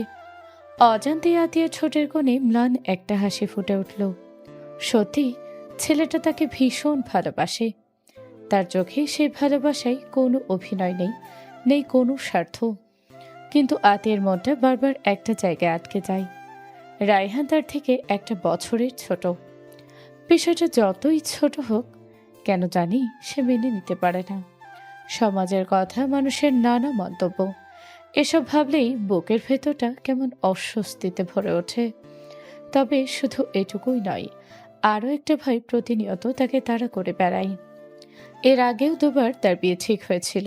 একবার পাত্র সড়ক দুর্ঘটনায় মারা যায়, আরেকবার বিয়ের কয়েকদিন আগে অন্য একটি মেয়েকে নিয়ে পালিয়ে যায়। যদিও ওই ঘটনাগুলোর সঙ্গে আতির কোনো সম্পর্ক ছিল না, তবুও চারপাশের মানুষের কুসংস্কারপূর্ণ কথাগুলো বারবার তার কানে বাজে। মেয়েটার ভাগ্য ভালো না, ওকে বিয়ে করতে গেলেই অমঙ্গল হয়। প্রথমে এসব কথা বিশ্বাস করতো না আতিয়া, কিন্তু একই রকম ঘটনা বারবার ঘটতে থাকায় একসময় তার নিজের মনেও ভয় বাসা বাঁধে। যদি সত্যি আমার জন্য রায়হানের কোনো ক্ষতি হয়, ছেলেটা তো কিছুই জানে না, শুধু ভালোবেসে আমাকে নিজের জীবনে জায়গা দিয়েছে। এই ভয়টাই তাকে বারবার রায়হানের কাছ থেকে দূরে সরিয়ে দেয়। সে চায় না তার কারণে ছেলেটার জীবনে কোনো অমঙ্গল নেমে আসুক। তবু আজ ঘুমন্ত রায়হানের নিষ্পাপ মুখের দিকে তাকিয়ে কেন জানি তার বুকের ভেতরটা হালকা কেঁপে উঠল। হয়তো অজান্তেই এই দুষ্টু জুনিয়র ছেলেটা তার হৃদয়ের একটা কোণে ছোট্ট একটা জায়গা করে নিয়েছে। কিন্তু সেই অনুভূতির কথা সে কখনো প্রকাশ করবে না, কারণ তার থেকে 1 বছরের ছোট। আর এই 1 বছরের ব্যবধানটাই যেন আতির মনে অদৃশ্য একটা দেয়াল তুলে দিয়েছে। দীর্ঘশ্বাস ফেলে আতিয়া আলতো করে রায়হানের কপালের ওপর পড়ে থাকা চুলগুলো সরিয়ে দিল। তারপর দ্রুত নিজের হাতটা আবার সরিয়ে নিল। না, নিজেকে সামলাতে হবে। এই ছেলেটার থেকে দূরে থাকাই ওর জন্য ভালো। পরদিন সকাল আতি ফ্রেশ হয়ে নিচে নেমে এলো। ডাইনিং টেবিলে এসে দেখলো নাস্তা আগেই সাজিয়ে রাখা হয়েছে। রান্নাঘর থেকে ভেসে আসছে গরম পরোটার ঘ্রাণ। অবাক হয়ে রান্নাঘরের দিকে তাকাতেই দেখলো রাহেলা বেগম সবকিছু গুছিয়ে টেবিলে রাখছেন। আম্মু, আপনি এত সকালে উঠে সব কাজ করে ফেলেছেন? আমাকে একবার ডাকলেই তো হতো, আমি করে নিতাম। আরে না মা, তোদের দুজনেরই আজ ভার্সিটি আছে। পড়াশোনার সময় এসব নিয়ে চিন্তা করতে হবে না। সময় হলে অবশ্যই করবি, কিন্তু এখন তোদের প্রথম দায়িত্ব পড়াশোনা। আমি তো এখনো সুস্থ আছি, হাত পাও ভালো আছে। যতদিন পারি আমি সামলে নেব। যেদিন আর পারবো না সেদিন তোকে বলবো, তখন তুই সব সামলাবি, ঠিক আছে? শাশুড়ির কথায় আতির মুখে মিষ্টি একটা হাসি ফুটে উঠল। ঠিক তখনই ওপরতলা থেকে ভেসে এলো পরিচিত কণ্ঠ। বাহ, আমার আম্মু আর আমার বউ বেশ জমিয়ে আড্ডা দিচ্ছে। সিঁড়ি বেয়ে নিচে নামতে নামতে কথাটা বলল রায়হান। আতিয়া একবার তার দিকে তাকিয়ে আবার রাহেলা বেগমের দিকে ফিরে বলল, তবুও আম্মু, এখন থেকে আমিও আপনার সঙ্গে কাজ করব। আব্বু কোথায় আম্মু? সবাই একসঙ্গে নাস্তা করলে ভালো লাগতো। এই তো উনিও আসছেন, আজ অফিসে একটু তাড়াতাড়ি বের হবেন। কথাটা বলে রাহেলা বেগম আদর করে আতিয়াকে চেয়ারে বসিয়ে দিলেন। এরপর নিজেও পাশে গিয়ে বসলেন। ঠিক তখনই রায়হানের আব্বু ডাইনিংয়ে এসে যোগ দিলেন। কি ব্যাপার, আর সবাই আমার আগে বসে পড়েছো নাকি? তোমার জন্যই তো অপেক্ষা করছিলাম আব্বু। 4 জন একসঙ্গে বসে হাসি আড্ডার মধ্যে নাস্তা শেষ করলো। নাস্তা শেষে রায়হান নিজের বাইকের চাবিটা হাতে নিয়ে দাঁড়ালো। চলুন সিনিয়র, আজ কিন্তু আর লেট করা যাবে না। আগে কতবার বলেছি আমাকে সিনিয়র না বলে নাম ধরে ডাকো। হুম, এই ডাকটা ছাড়তে পারবো না। একদম জেদি। আপনার কাছ থেকেই তো শিখেছি। রাহেলা বেগম তাদের খুনসুটি দেখে মুচকি হেসে মাথা নাড়লেন। আচ্ছা, এবার তোরা বের হ, না হলে সত্যি আজ ক্লাস মিস করে ফেলবি। দুজনেই সবার কাছ থেকে বিদায় নিয়ে বাড়ি থেকে বেরিয়ে পড়ল। কিছুক্ষণ পর রায়হানের বাইক ছুটে চলল ভার্সিটির উদ্দেশ্যে। ভার্সিটিতে পৌঁছতেই দুজনের ডিপার্টমেন্টে চলে গেল। রায়হান প্রথম বর্ষের ক্লাসে আর আতিয়া দ্বিতীয় বর্ষের ক্লাসে। ক্লাসরুমে ঢুকতেই কয়েকজন সহপাঠী ফিসফিস করে কথা বলতে শুরু করলো। ওই যে দেখ, আমাদের ডিপার্টমেন্টের সবচেয়ে সুন্দরী মেয়েটা। শেষমেশ একটা জুনিয়র ছেলেকে বিয়ে করলো। আরে কি করবে বল, আগের দুবার বিয়ে ভেঙে গেছে। একজন তো অ্যাক্সিডেন্টে মরে গেল, আরেকজন অন্য মেয়েকে নিয়ে পালিয়ে গেল, এখন একটা জুনিয়রকে ফাঁসিয়ে বিয়ে করছে। কথাটা বলেই সবাই চাপা হাসিতে মেতে উঠল। আতে সবকিছু স্পষ্ট শুনতে পেল। বুকের ভেতরটা কেমন মোচড় দিয়ে উঠল। তবু কোনো প্রতিবাদ করল না, চুপচাপ গিয়ে নিজের বেঞ্চেই বসে পড়ল। চোখের কোণে পানি জমলেও সে মাথাটা নিচু করে নিজেকে সামলে নিল। ঠিকই তো, মানুষ তো বলবেই আমি আমার থেকে 1 বছরের জুনিয়র একটা ছেলেকে বিয়ে করেছি। সবাই হয়তো এইটাকেই অস্বাভাবিক ভাববে। কষ্ট পেয়ে কি হবে, মানুষের মুখ তো আর বন্ধ করা যাবে না। ক্লাস শেষ হতে বিকেল হয়ে গেল। আতিয়া ব্যাগটা কাঁধে নিয়ে ভার্সিটির গেটের দিকে হাঁটতে লাগলো। ভাবলো আজ রিকশায় করে বাসায় ফিরবে, কিন্তু গেটে পৌঁছতেই সামনেই পরিচিত একটা বাইক এসে থামল। ম্যাডাম, আপনার গাড়ি হাজির। হেলমেট খুলে দুষ্ট একটা হাসি দিল রায়হান। তুমি এখনো যাওনি? আমার বউকে রেখে আমি একা কিভাবে চলে যাই? আমি রিকশায় চলে যেতে পারবো, আগে তো রিকশাতেই যাতায়াত করতাম। আগে তুমি আমার বউ ছিলে না, এখন বিষয়টা আলাদা। কিন্তু সবাই দেখবে। দেখুক। তুমি বুঝতে চাইছো না, এমনিতেই সবাই নানা রকম কথা বলছে। এখন যদি তোমার বাইকে উঠি তাহলে আরো বেশি কথা বলবে।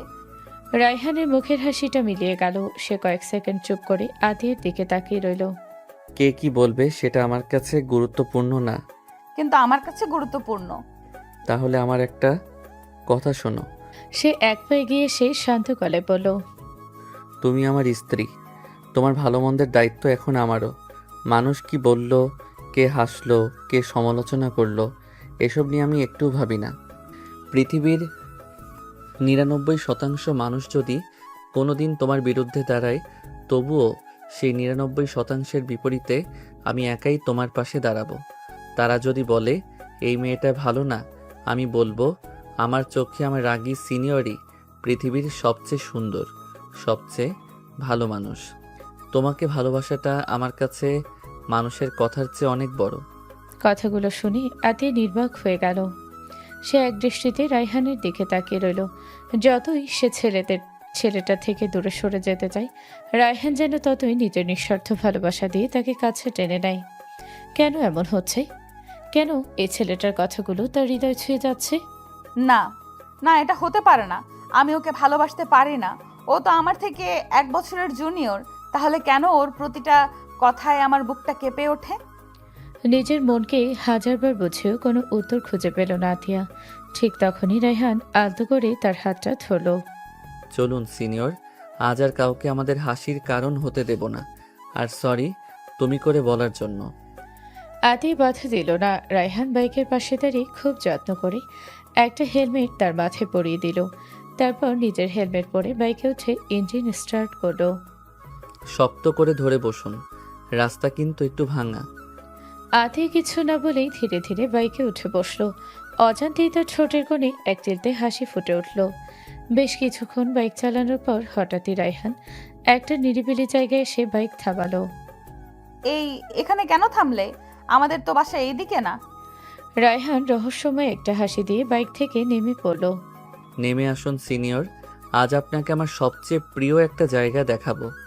আতি কৌতূহলী হয়ে বাইক থেকে নামলো। রায়হান আলতো করে তার হাতটা ধরল। এবার আর আতিয়া হাত সরিয়ে নিল না। কেন জানি আজ তার ভেতরে অদ্ভুত একটা শান্তি কাজ করছে। রায়হানের হাতের স্পর্শে অস্বস্তির বদলে এক অচেনা ভালো লাগা অনুভব করলো সে।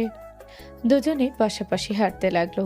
চারপাশে সবুজ গাছপালা, পাখির ডাক আর শীতল বাতাস, সব মিলিয়ে পরিবেশটা যেন অন্যরকম প্রশান্ত।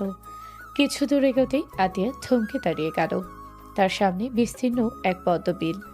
যেদিকেই চোখ যায় শুধু গোলাপি আর সাদা পদ্মফুল বাতাসে দুলছে। শেষ বিকেলে নরম আলো পড়ে পুরো জায়গাটা যেন স্বপ্নের রাজ্যে পরিণত হয়েছে। ইয়া আল্লাহ, বিস্ময়ে তার চোখ দুটো বড় হয়ে গেল। এত সুন্দর জায়গা কেমন লাগছে? ভাষায় প্রকাশ করতে পারবো না। খুশিতে ছোট্ট বাচ্চাদের মতো এদিক ওদিক তাকাতে লাগলো আতিয়া। আনন্দে তার চোখ দুটো চিকচিক করছে। হঠাৎ আবেগের বশে সে দৌড়ে এসে রায়হানকে জড়িয়ে ধরল। আচমকা এমন ঘটনায় রায়হান একেবারে স্থির হয়ে গেল, যেন সময় থেমে গেছে। তার বুকের ভেতর হৃদস্পন্দনটা অস্বাভাবিকভাবে বেড়ে গেল। কয়েক মুহূর্ত পর হঠাৎই নিজের ভুলটা বুঝতে পারল আতিয়া। সে তাড়াতাড়ি রায়হানকে ছেড়ে দিয়ে লজ্জায় মাথাটা নিচু করে ফেলল। সো সরি, আমি আসলে সরি বলতে হবে না। রায়হানের কণ্ঠে ছিল মুগ্ধতা, অভিযোগে লেশমাত্রও নয়। ঠিক তখনই আকাশটা ধীরে ধীরে কালো মেঘে ঢেকে গেল। মুহূর্তের মধ্যেই শুরু হলো ঝুম বৃষ্টি। বৃষ্টির ফোঁটাগুলো একের পর এক এসে ভিজিয়ে দিতে লাগলো দুজনকে, কিন্তু কারো যেন সেদিকে কোনো খেয়াল নেই। দুজন শুধু নীরবে একে অপরের দিকে তাকিয়ে আছে। ঠিক তখনই বজ্রপাতের তীব্র শব্দে ভয় পেয়ে আতিয়া আবারও রায়হানের বুকে মুখ লুকিয়ে ফেল। এবার রায়হান ধীরে ধীরে তার দুই কাঁধ জড়িয়ে ধরল। রায়হানের ঠোঁটের কোণে অজান্তেই এক টুকরো হাসি ফুটে উঠল। হয়তো ভালোবাসার মানুষের প্রথম স্পর্শের অনুভূতি এমনই হয়, যে অনুভূতি ভাষায় প্রকাশ করা যায় না, শুধু হৃদয়ে অনুভব করা যায়। কিছুক্ষণ পর আতিয়া ধীরে ধীরে মাথা তুলল। বৃষ্টিতে ভিজে কপালের সামনে কয়েকটি চুল এসে লেগে আছে। আজ তাকে অসম্ভব সুন্দর লাগছে। সিনিয়র, হুম, নৌকায় করে একটু পদ্মবিলটা ঘুরে আসবেন। আতি মুচকি হেসে ছোট্ট করে মাথা নাড়ল। দুজনে হাত ধরে ছোট্ট কাঠের নৌকাটায় উঠে বসল। মাঝে ধীরে ধীরে বৈঠা চালাতে শুরু করলো। নৌকাটা পদ্মফুলের ফাঁক গলে এগিয়ে চলেছে। চারপাশে শুধু বৃষ্টির শব্দ, পানির ঢেউ আর দুজন মানুষের নিঃশব্দ উপস্থিতি। রায়হান আলতো করে হাত বাড়িয়ে একটা ফুটন্ত পদ্মফুল তুলে নিল। তারপর খুব যত্ন করে ফুলটা আতিয়ার কানের পাশে গুজে দিল। জানেন, এই ফুলটার থেকেও আজ আপনাকে বেশি সুন্দর লাগছে। লজ্জায় আতিয়ার গাল দুটো লাল হয়ে উঠল। সে মাথাটা নিচু করে মৃদু হেসে ফেল। রায়হান এক দৃষ্টিতে তাকিয়ে রইল। গল্প করতে করতে কখন যে সন্ধ্যা পেরিয়ে রাত নেমে এসেছে কেউই টের পায়নি। অবশেষে রায়হান আর আতিয়া বাড়ির উদ্দেশ্যে রওনা দিল। বৃষ্টিতে ভিজতে ভিজতে দুজনেই একেবারে ভিজে একাকার। বাড়িতে ঢুকতেই রাহেলা বেগম দুজনের অবস্থা দেখে চোখ বড় বড় করে তাকালেন। 2 দিনও হয়নি বিয়ে হয়েছে, এরই মধ্যে এই অবস্থা? এতক্ষণ ধরে বৃষ্টিতে ভিজেছিস? একটু মানে? একটু না, পুরোই ভিজে গেছিস। এখন যদি জ্বর আসে? তোদের ভার্সিটি আছে, পড়াশোনার ক্ষতি হলে তখন বুঝবি। আরে আম্মু, এখন যদি বউকে নিয়ে একটু ঘুরতে না বের হই তাহলে কবে বের হব বলো? নতুন নতুন বিয়ে হয়েছে, একটু তো ঘুরতেই হয়। উফ, তোর সঙ্গে তর্ক করে লাভ নেই। যা, আগে দুজনে ফ্রেশ হয়ে শুকনো কাপড় পরে নেই। রাহেলা বেগম মুখে যতই বলুক না কেন, ছেলে দুষ্টুমি দেখে মনে মনে হাসি পেল। দুজনেই রুমে গিয়ে ফ্রেশ হয়ে নিল। কিন্তু কিছুক্ষণ পর থেকেই আতিয়ার হাঁচিয়ার কাছে শুরু হয়ে গেল। রায়হান সঙ্গে সঙ্গে ঘাবড়ে গেল। আরে, তোমার তো ঠান্ডা লেগে গেছে। সরি। আপনার? সমস্যা নেই, তুমি করেই ডাকো, আমি তোমার ওয়াইফ, তোমার অধিকার আছে। রায়হান মুচকি হাসল। অতঃপর রায়হান দ্রুত নিচে নেমে গেল। কিছুক্ষণ পর হাতে ধোয়া ওঠা 1 কাপ আদা চা নিয়ে আবার রুমে ফিরে এলো। এই নাও, গরম গরম আদা চা, খেয়ে নাও, ভালো লাগবে ইনশাল্লাহ। তুমি বানিয়েছো? হ্যাঁ, ইউটিউব দেখে বানালাম। যদি খেয়ে আমি আরো অসুস্থ হয়ে যাই? তাহলে আমিও তোমার সঙ্গে অসুস্থ হয়ে যাব। কথাটা শুনে আতিয়া হেসে ফেল। সে ধীরে ধীরে চায়ে চুমুক দিল। সরি। কেন? আমার জন্যই তো বৃষ্টিতে ভিজতে হলো। না, বরং আজকের দিনটা আমার খুব ভালো লেগেছে। কথাটা শুনে রায়হানের মুখে প্রশান্তির হাসি ফুটে উঠল। সারা রাত দুজনে অনেক গল্প করলো। ভার্সিটির মজার ঘটনা, ছোটবেলার স্মৃতি, ভবিষ্যতের স্বপ্ন। গল্প করতে করতে একসময় ঘুমিয়ে পড়ল তারা। পরদিন সকাল, ঘুম থেকে উঠে ড্রয়িং রুমে এসে দুজন অবাক হয়ে গেল। টেবিলের উপর 2টো বিমানের টিকিট, একটি হোটেলের বুকিং কনফার্মেশন আর ছোট্ট একটা খাম রাখা। এগুলো কি? তোমাদের জন্য সারপ্রাইজ। তোদের হানিমুনের ব্যবস্থা আমি করে ফেলেছি। আজই কক্সবাজার যাচ্ছিস। কিন্তু আমাদের তো ভার্সিটি আছে। সেটা নিয়ে তোদের ভাবতে হবে না। আমি বিশ্ববিদ্যালয়ে কথা বলে নিয়েছি, কয়েকদিনের ছুটি ম্যানেজ হয়ে যাবে। এখন শুধু ঘুরে আয়। বিয়ের পর মানুষ একে অপরকে সময় দেয়, তোদেরও দেওয়া উচিত। রায়হান খুশিতে আম্মুকে জড়িয়ে ধরল। লাভ ইউ আম্মু। আরে বাবা ছাড়, যা তাড়াতাড়ি রেডি হয়ে নে। বেশি দেরি না করে দুজনে প্রয়োজনীয় জিনিসপত্র গুছিয়ে বেরিয়ে পড়ল। দীর্ঘ ভ্রমণ শেষে বিকেলের দিকে তারা পৌঁছে গেল বাংলাদেশের সবচেয়ে জনপ্রিয় সমুদ্র সৈকতের শহর কক্সবাজার। হোটেলে পৌঁছে বুকিং করা রুমে উঠল। দীর্ঘযাত্রার ক্লান্তিতে দুজনেই কিছুক্ষণ বিশ্রাম নিল। সন্ধ্যা নামতেই বারান্দা থেকে সমুদ্রের গর্জন ভেসে আসতে লাগলো। রায়হান জানালার পাশে দাঁড়িয়ে পড়ল। সিনিয়র, চলো কোথায়? সবচেয়ে সুন্দর সূর্যাস্তটা দেখাতে। আতিয়া মুচকি হেসে মাথা নাড়ল। কিছুক্ষণ পর দুজন পাশাপাশি হাঁটছে কক্সবাজারের সমুদ্র সৈকতে। একদিকে উত্তাল ঢেউ, অন্যদিকে লালচে আকাশ, আর মাঝখানে হাত ধরে হাঁটছে রাগী সিনিয়র আর তার দুষ্টু জুনিয়র। দুজনে পাশাপাশি হাঁটতে হাঁটতে সমুদ্রের একেবারে তীরে এসে বসল। ঢেউগুলো একের পর এক এসে তাদের পা ছুঁয়ে আবার ফিরে যাচ্ছে। দেখতে দেখতে সূর্যটাও দিগন্তের ওপারে হারিয়ে গেল। চারপাশে নেমে এলো এক অপার্থিব সন্ধ্যা। রাতের সমুদ্র যেন দিনের চেয়েও বেশি মোহময়। দুজনেই চুপচাপ, কেউ কোনো কথা বলছে না, শুধু একে অপরের চোখের দিকে তাকিয়ে আছে, যেন শব্দ ছাড়াই মনের সব কথা পড়ে নিতে চাইছে। কিছুক্ষণ পর আতিয়া ধীরে ধীরে রায়হানের কাঁধে মাথা রাখলো। জানো, হুম। আমার মনে হয় পৃথিবীর সবচেয়ে নিরাপদ জায়গাটা হলো এই কাঠটা, যেখানে আমি নিশ্চিন্তে মাথা রাখতে পারি, কারণ এখানে আছে আমার দুষ্টু জুনিয়রের ভালোবাসা। রায়হানের ঠোঁটের কোণে এক টুকরো হাসি ফুটে উঠল।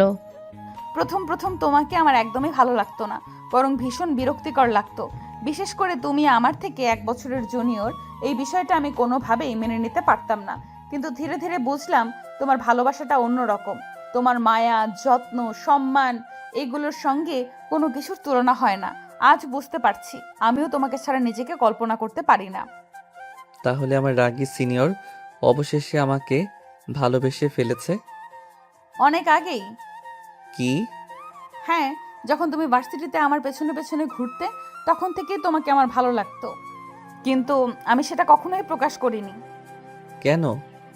প্রথম কারণ তুমি আমার জুনিয়র ছিলে, আর দ্বিতীয় কারণ আমি খুব ভয় পেতাম। কিসের ভয়? আগে দুটো সম্পর্ক ভেঙে যাওয়ার পর সবাই আমাকে অপয়া বলতো। একজন মারা গেল, আরেকজন অন্য মেয়েকে নিয়ে চলে গেল। ধীরে ধীরে আমিও ভাবতে শুরু করেছিলাম হয়তো সত্যি আমার ভাগ্য খারাপ, তাই চাইনি আমার জন্য তোমারও কোনো ক্ষতি হোক। সেই কারণেই বারবার তোমাকে দূরে ঠেলে দিয়েছি। কথাগুলো বলতে বলতে আতিয়ার চোখ বেয়ে দুফোঁটা অশ্রু গড়িয়ে পড়ল। রায়হান আলতো করে তার চোখের পানি মুছে দিল, তারপর দুগালে হাত রেখে শান্ত কণ্ঠে বলল। শোনো, মানুষ অনেক সময় কুসংস্কারকে সত্যি ভেবে বসে, কিন্তু একজন মানুষের জীবন, মৃত্যু, সুখ, দুঃখ সবই আল্লাহর ইচ্ছায় নির্ধারিত। প্রথম মানুষটার মৃত্যু যদি সেই সময় লেখা থাকে তাহলে সেটা হবেই। দ্বিতীয় মানুষটার ভাগ্যে যদি অন্য কাউকে বিয়ে করা লেখা থাকে সেটাও হবেই। এসবের জন্য তুমি কোনোভাবেই দায়ী নও। হয়তো আল্লাহ অনেক আগেই ঠিক করে রেখেছিলেন আমাদের দুজনের পথ একদিন এসে এক জায়গায় মিলবে, তাই কখনো নিজের উপর দোষ দেবে না। আতি নিঃশব্দে রায়হানের কথাগুলো শুনছিল। তার বুকের ভেতরে বছরের পর বছর জমে থাকা ভয়গুলো যেন ধীরে ধীরে গলে যেতে লাগলো। আর একটা কথা, আমি কোনোদিন ভাবিনি আমার এত স্মার্ট রাগী সিনিয়রের মুখে একদিন শুনবো সে আমাকে ভালোবাসে। আজ আমি পৃথিবীর সবচেয়ে সুখী মানুষ। আতি মুচকি হেসে আবারও রায়হানের কাঁধে মাথা রাখলো। রায়হান, বলো। আমি তোমাকে ভীষণ ভালোবাসি। কখন কিভাবে তোমার প্রেমে পড়েছি আমি নিজেও জানি না। শুধু এইটুকু জানি, তোমাকে বিয়ে করার অনেক আগেই আমার হৃদয়টা তোমার জন্য নরম হয়ে গেছিল। তুমি যখন ইচ্ছে করে আমাকে বিরক্ত করতে, আমার সামনে এসে দাঁড়াতে, নানান অজুহাতে কথা বলতে, বাইরে থেকে আমি রাগ দেখাতাম, কিন্তু ভেতরে ভেতরে আমার খুব ভালো লাগতো। শুধু ভয়টাই আমাকে তোমার কাছ থেকে দূরে রেখেছিল। কিন্তু যেদিন সবাই আমাকে একা ফেলে চলে গেল, সেদিন তুমি আমার পাশে দাঁড়িয়েছিলে, আমার সম্মানকে নিজের সম্মান ভেবে আগলে রেখেছিলে। সেদিন থেকেই তোমার প্রতি আমার ভালোবাসাটা 1000 গুণ বেড়ে গেছে। আজ আর সেটা লুকিয়ে রাখতে পারছি না। আর এতদিন তোমার সঙ্গে ইচ্ছে করে খারাপ ব্যবহার করেছি, তার জন্য সরি। আতিয়া আলতো করে আবারও রায়হানের 2 হাত নিজের হাতে জড়িয়ে ধরল। একটা কথা রাখবে? তোমার জন্য 1000টা কথাও রাখবো। কোনোদিন আমাকে ছেড়ে চলে যেও না। আমি সত্যিই তোমাকে ছাড়া থাকতে পারবো না। ভীষণ ভীষণ ভালোবাসি তোমাকে। রায়হান মুচকি হেসে আতিয়ার কপালে আলতো করে একটি চুম্বন এঁকে দিল।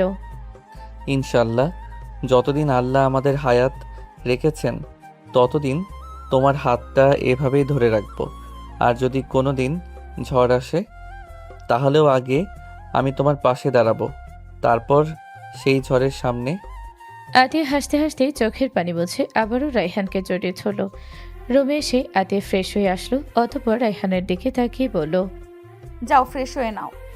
রায়হান মুচকি হেসে হ্যাঁ বোধক মাথা নাড়ালো, অতঃপর চলে গেল ওয়াশরুমে ফ্রেশ হতে।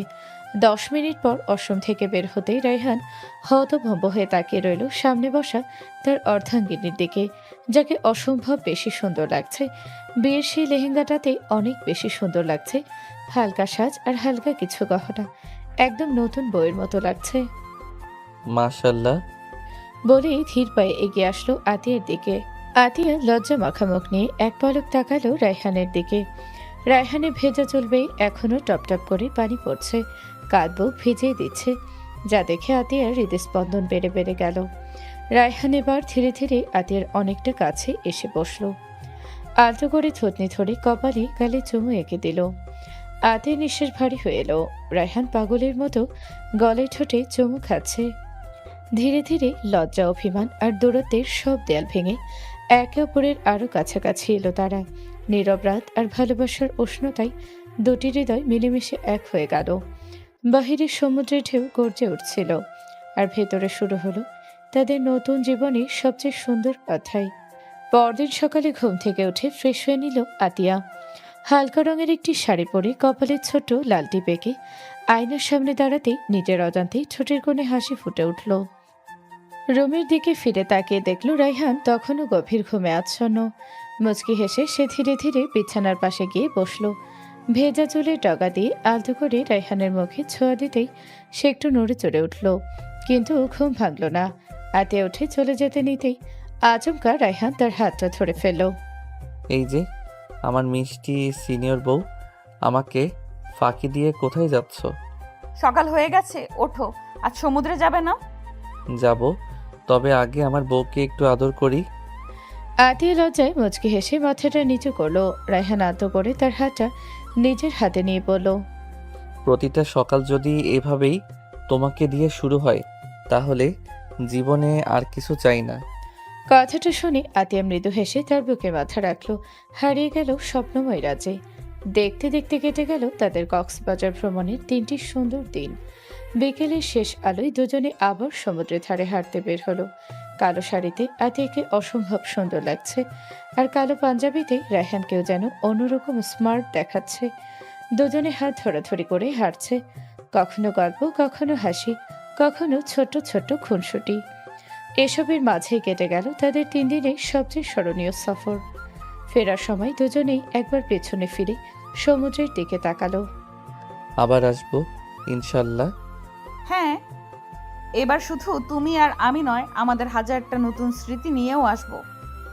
কক্সবাজার থেকে ফিরে দেখতে দেখতে কেটে গেল প্রায় 1 মাস। আতিয়া রায়হানের সংসারটা ধীরে ধীরে আরো সুন্দর হয়ে উঠছে। প্রতিদিন একসাথে ভার্সিটিতে যাওয়া, ক্লাস শেষে একসাথে বাসায় ফেরা, রাতে গল্প করা, সব মিলিয়ে দুজনের সম্পর্কটা আগের চেয়ে অনেক বেশি গভীর হয়ে উঠেছে। রায়হান এখনো আগের মতোই দুষ্ট, সুযোগ পেলেই আতিয়াকে রাগী সিনিয়র বলে খেপায়। আর আতিয়া মুখে রাগ দেখালেও এখন আর আগের মতো বকা দেয় না, বরং মুচকি হেসে ছেলেটা দুষ্টুমির উপভোগ করে। সেদিনও প্রতিদিনের মতো দুজনে একসাথে ভার্সিটিতে এলো। গেটের সামনে এসে আতিয়া বলল, আচ্ছা, আমি ক্লাসে যাচ্ছি, তোমার ক্লাস শেষ হলে ফোন দিও। জি ম্যাডাম, তবে একটা কথা, কি? যাওয়ার আগে একটা হাসি দিয়ে যাও। তুমি না। লজ্জা মিশ্রিত ছোট্ট একটা হাসি দিয়ে নিজের ডিপার্টমেন্টের দিকে চলে গেল আতিয়া। এদিকে রায়হান নিজের ক্লাসে ঢুকতে পুরো ক্লাস যেন হঠাৎ চুপ হয়ে গেল। কয়েকজন নতুন মুখ বসে আছে। স্যার ক্লাসে ঢুকে বললেন, আজ থেকে আমাদের ডিপার্টমেন্টে কয়েকজন নতুন শিক্ষার্থী যোগ দিয়েছে, সবাই যেন তাদের সহযোগিতা করো। একে একে সবাই নিজেদের পরিচয় দিতে লাগলো। হঠাৎ এক মেয়ের কণ্ঠ শুনে রায়হান কপাল কুঁচকে তাকালো। আসসালামু আলাইকুম, আমি নিহা। বাবার চাকরির কারণে অন্য জেলা থেকে এখানে ট্রান্সফার হয়েছি। আশা করি সবার সঙ্গে ভালো সম্পর্ক হবে। রায়হান কয়েক সেকেন্ড তাকিয়ে থেকে অবাক হয়ে উঠল। নিহা, মেয়েটাও রায়হানকে দেখে অবাক হয়ে গেল। রাইহান, তুমি এখানে? আরে কত বছর পর দেখা। দুজনের কথা শুনে পুরো ক্লাস অবাক হয়ে তাকিয়ে রইল। তুমি তো একদম পাল্টে গেছো। তুমিও তো। ক্লাস শেষে নিহা নিজেই রায়হানের দিকে এগিয়ে এলো। এতদিন কোথায় ছিলে? কোনো যোগাযোগই রাখলে না। জীবন নিয়ে ব্যস্ত হয়ে গিয়েছিলাম। আচ্ছা, আজকে ক্যান্টিনে বসে একটু গল্প করব, অনেক কথা জমে আছে। আচ্ছা চলো। ঠিক সেই সময় প্রথম ক্লাস শেষ করে ক্যান্টিনের পাশ দিয়ে যাচ্ছিল আতিয়া। দূর থেকে তার চোখ পড়ল রায়হানের দিকে। রায়হান এক অচেনা মেয়ের সঙ্গে বসে গল্প করছে, দুজনেই হাসছে। আতি কিছুক্ষণ দাঁড়িয়ে রইল, তার বুকের ভেতরটা অদ্ভুতভাবে কেঁপে উঠল। মেয়েটা কে? পরক্ষণই নিজেকে সামলে নিল সে। না, আমি কেন এসব ভাবছি? রায়হান তো আমাকে কখনো কষ্ট দেবে না। নিজেকে এভাবেই বুঝে সেখান থেকে চলে গেল আতিয়া। ক্লাস শেষ হতেই আতিয়া ব্যাগটা কাঁধে নিয়ে বাহিরে বের হলো। প্রতিদিনের মতো আজও সে ভেবেছিল রায়হান বাইক নিয়ে গেটের সামনে দাঁড়িয়ে থাকবে, কিন্তু আজ কোথাও তার দেখা নেই। আতিয়া মুচকি হেসে ফোনটা বের করলো। হয়তো ক্লাসে আটকে গেছে। রিং হতেই ওপাশ থেকে রায়হান কলটা রিসিভ করলো। হ্যালো জান। কোথায় তুমি? আমি গেটের সামনে দাঁড়িয়ে আছি। জান, একটা কথা বলি। আজকে তুমি একাই বাসায় চলে যাও প্লিজ। একা? হ্যাঁ, অনেক বছর পর একটা পুরনো ফ্রেন্ডের সঙ্গে দেখা হয়েছে। ওর সঙ্গে একটু বাইরে যাচ্ছি। প্লিজ রাগ করো না। আমি যত তাড়াতাড়ি পারি বাসায় চলে আসব। তুমি একটা রিক্সা নিয়ে চলে যাও, ঠিক আছে? কথাগুলো শুনে আতিয়া কিছুক্ষণ নিশ্চুপ হয়ে রইল। তার চোখের সামনে ভেসে উঠল দুপুরের সেই দৃশ্য। ক্যান্টিনে বসে একটা অচেনা মেয়ের সঙ্গে হাসতে হাসতে গল্প করছিল রায়হান। আচ্ছা, সাবধানে থেকো। ওকে জান, দেখা হবে বাসায়। কলটা কেটে গেল। আতিয়ার বুকের ভেতরটা কেমন যেন ভারী হয়ে উঠল। ওই মেয়েটাই কি তাহলে ওর সেই বন্ধু? না না, আমি এসব কি ভাবছি? রায়হান এমন ছেলে না। নিজেকে হাজারবার বুঝিয়ে একটা রিকশায় উঠে বসলো সে। বাড়িতে পৌঁছে মনটা শান্ত হলো না। বারবার ঘড়ির দিকে তাকাচ্ছে, বারবার ফোন হাতে নিচ্ছে। অবশেষে নিজেকে সামলাতে না পেরে রায়হানকে ফোন দিল, কিন্তু কোনো কলই রিসিভ হলো না। এবার অস্থিরতা ধীরে ধীরে ভয়ে পরিণত হতে লাগলো। ফোনটা ধরছে না কেন? কোনো সমস্যা হলো নাকি?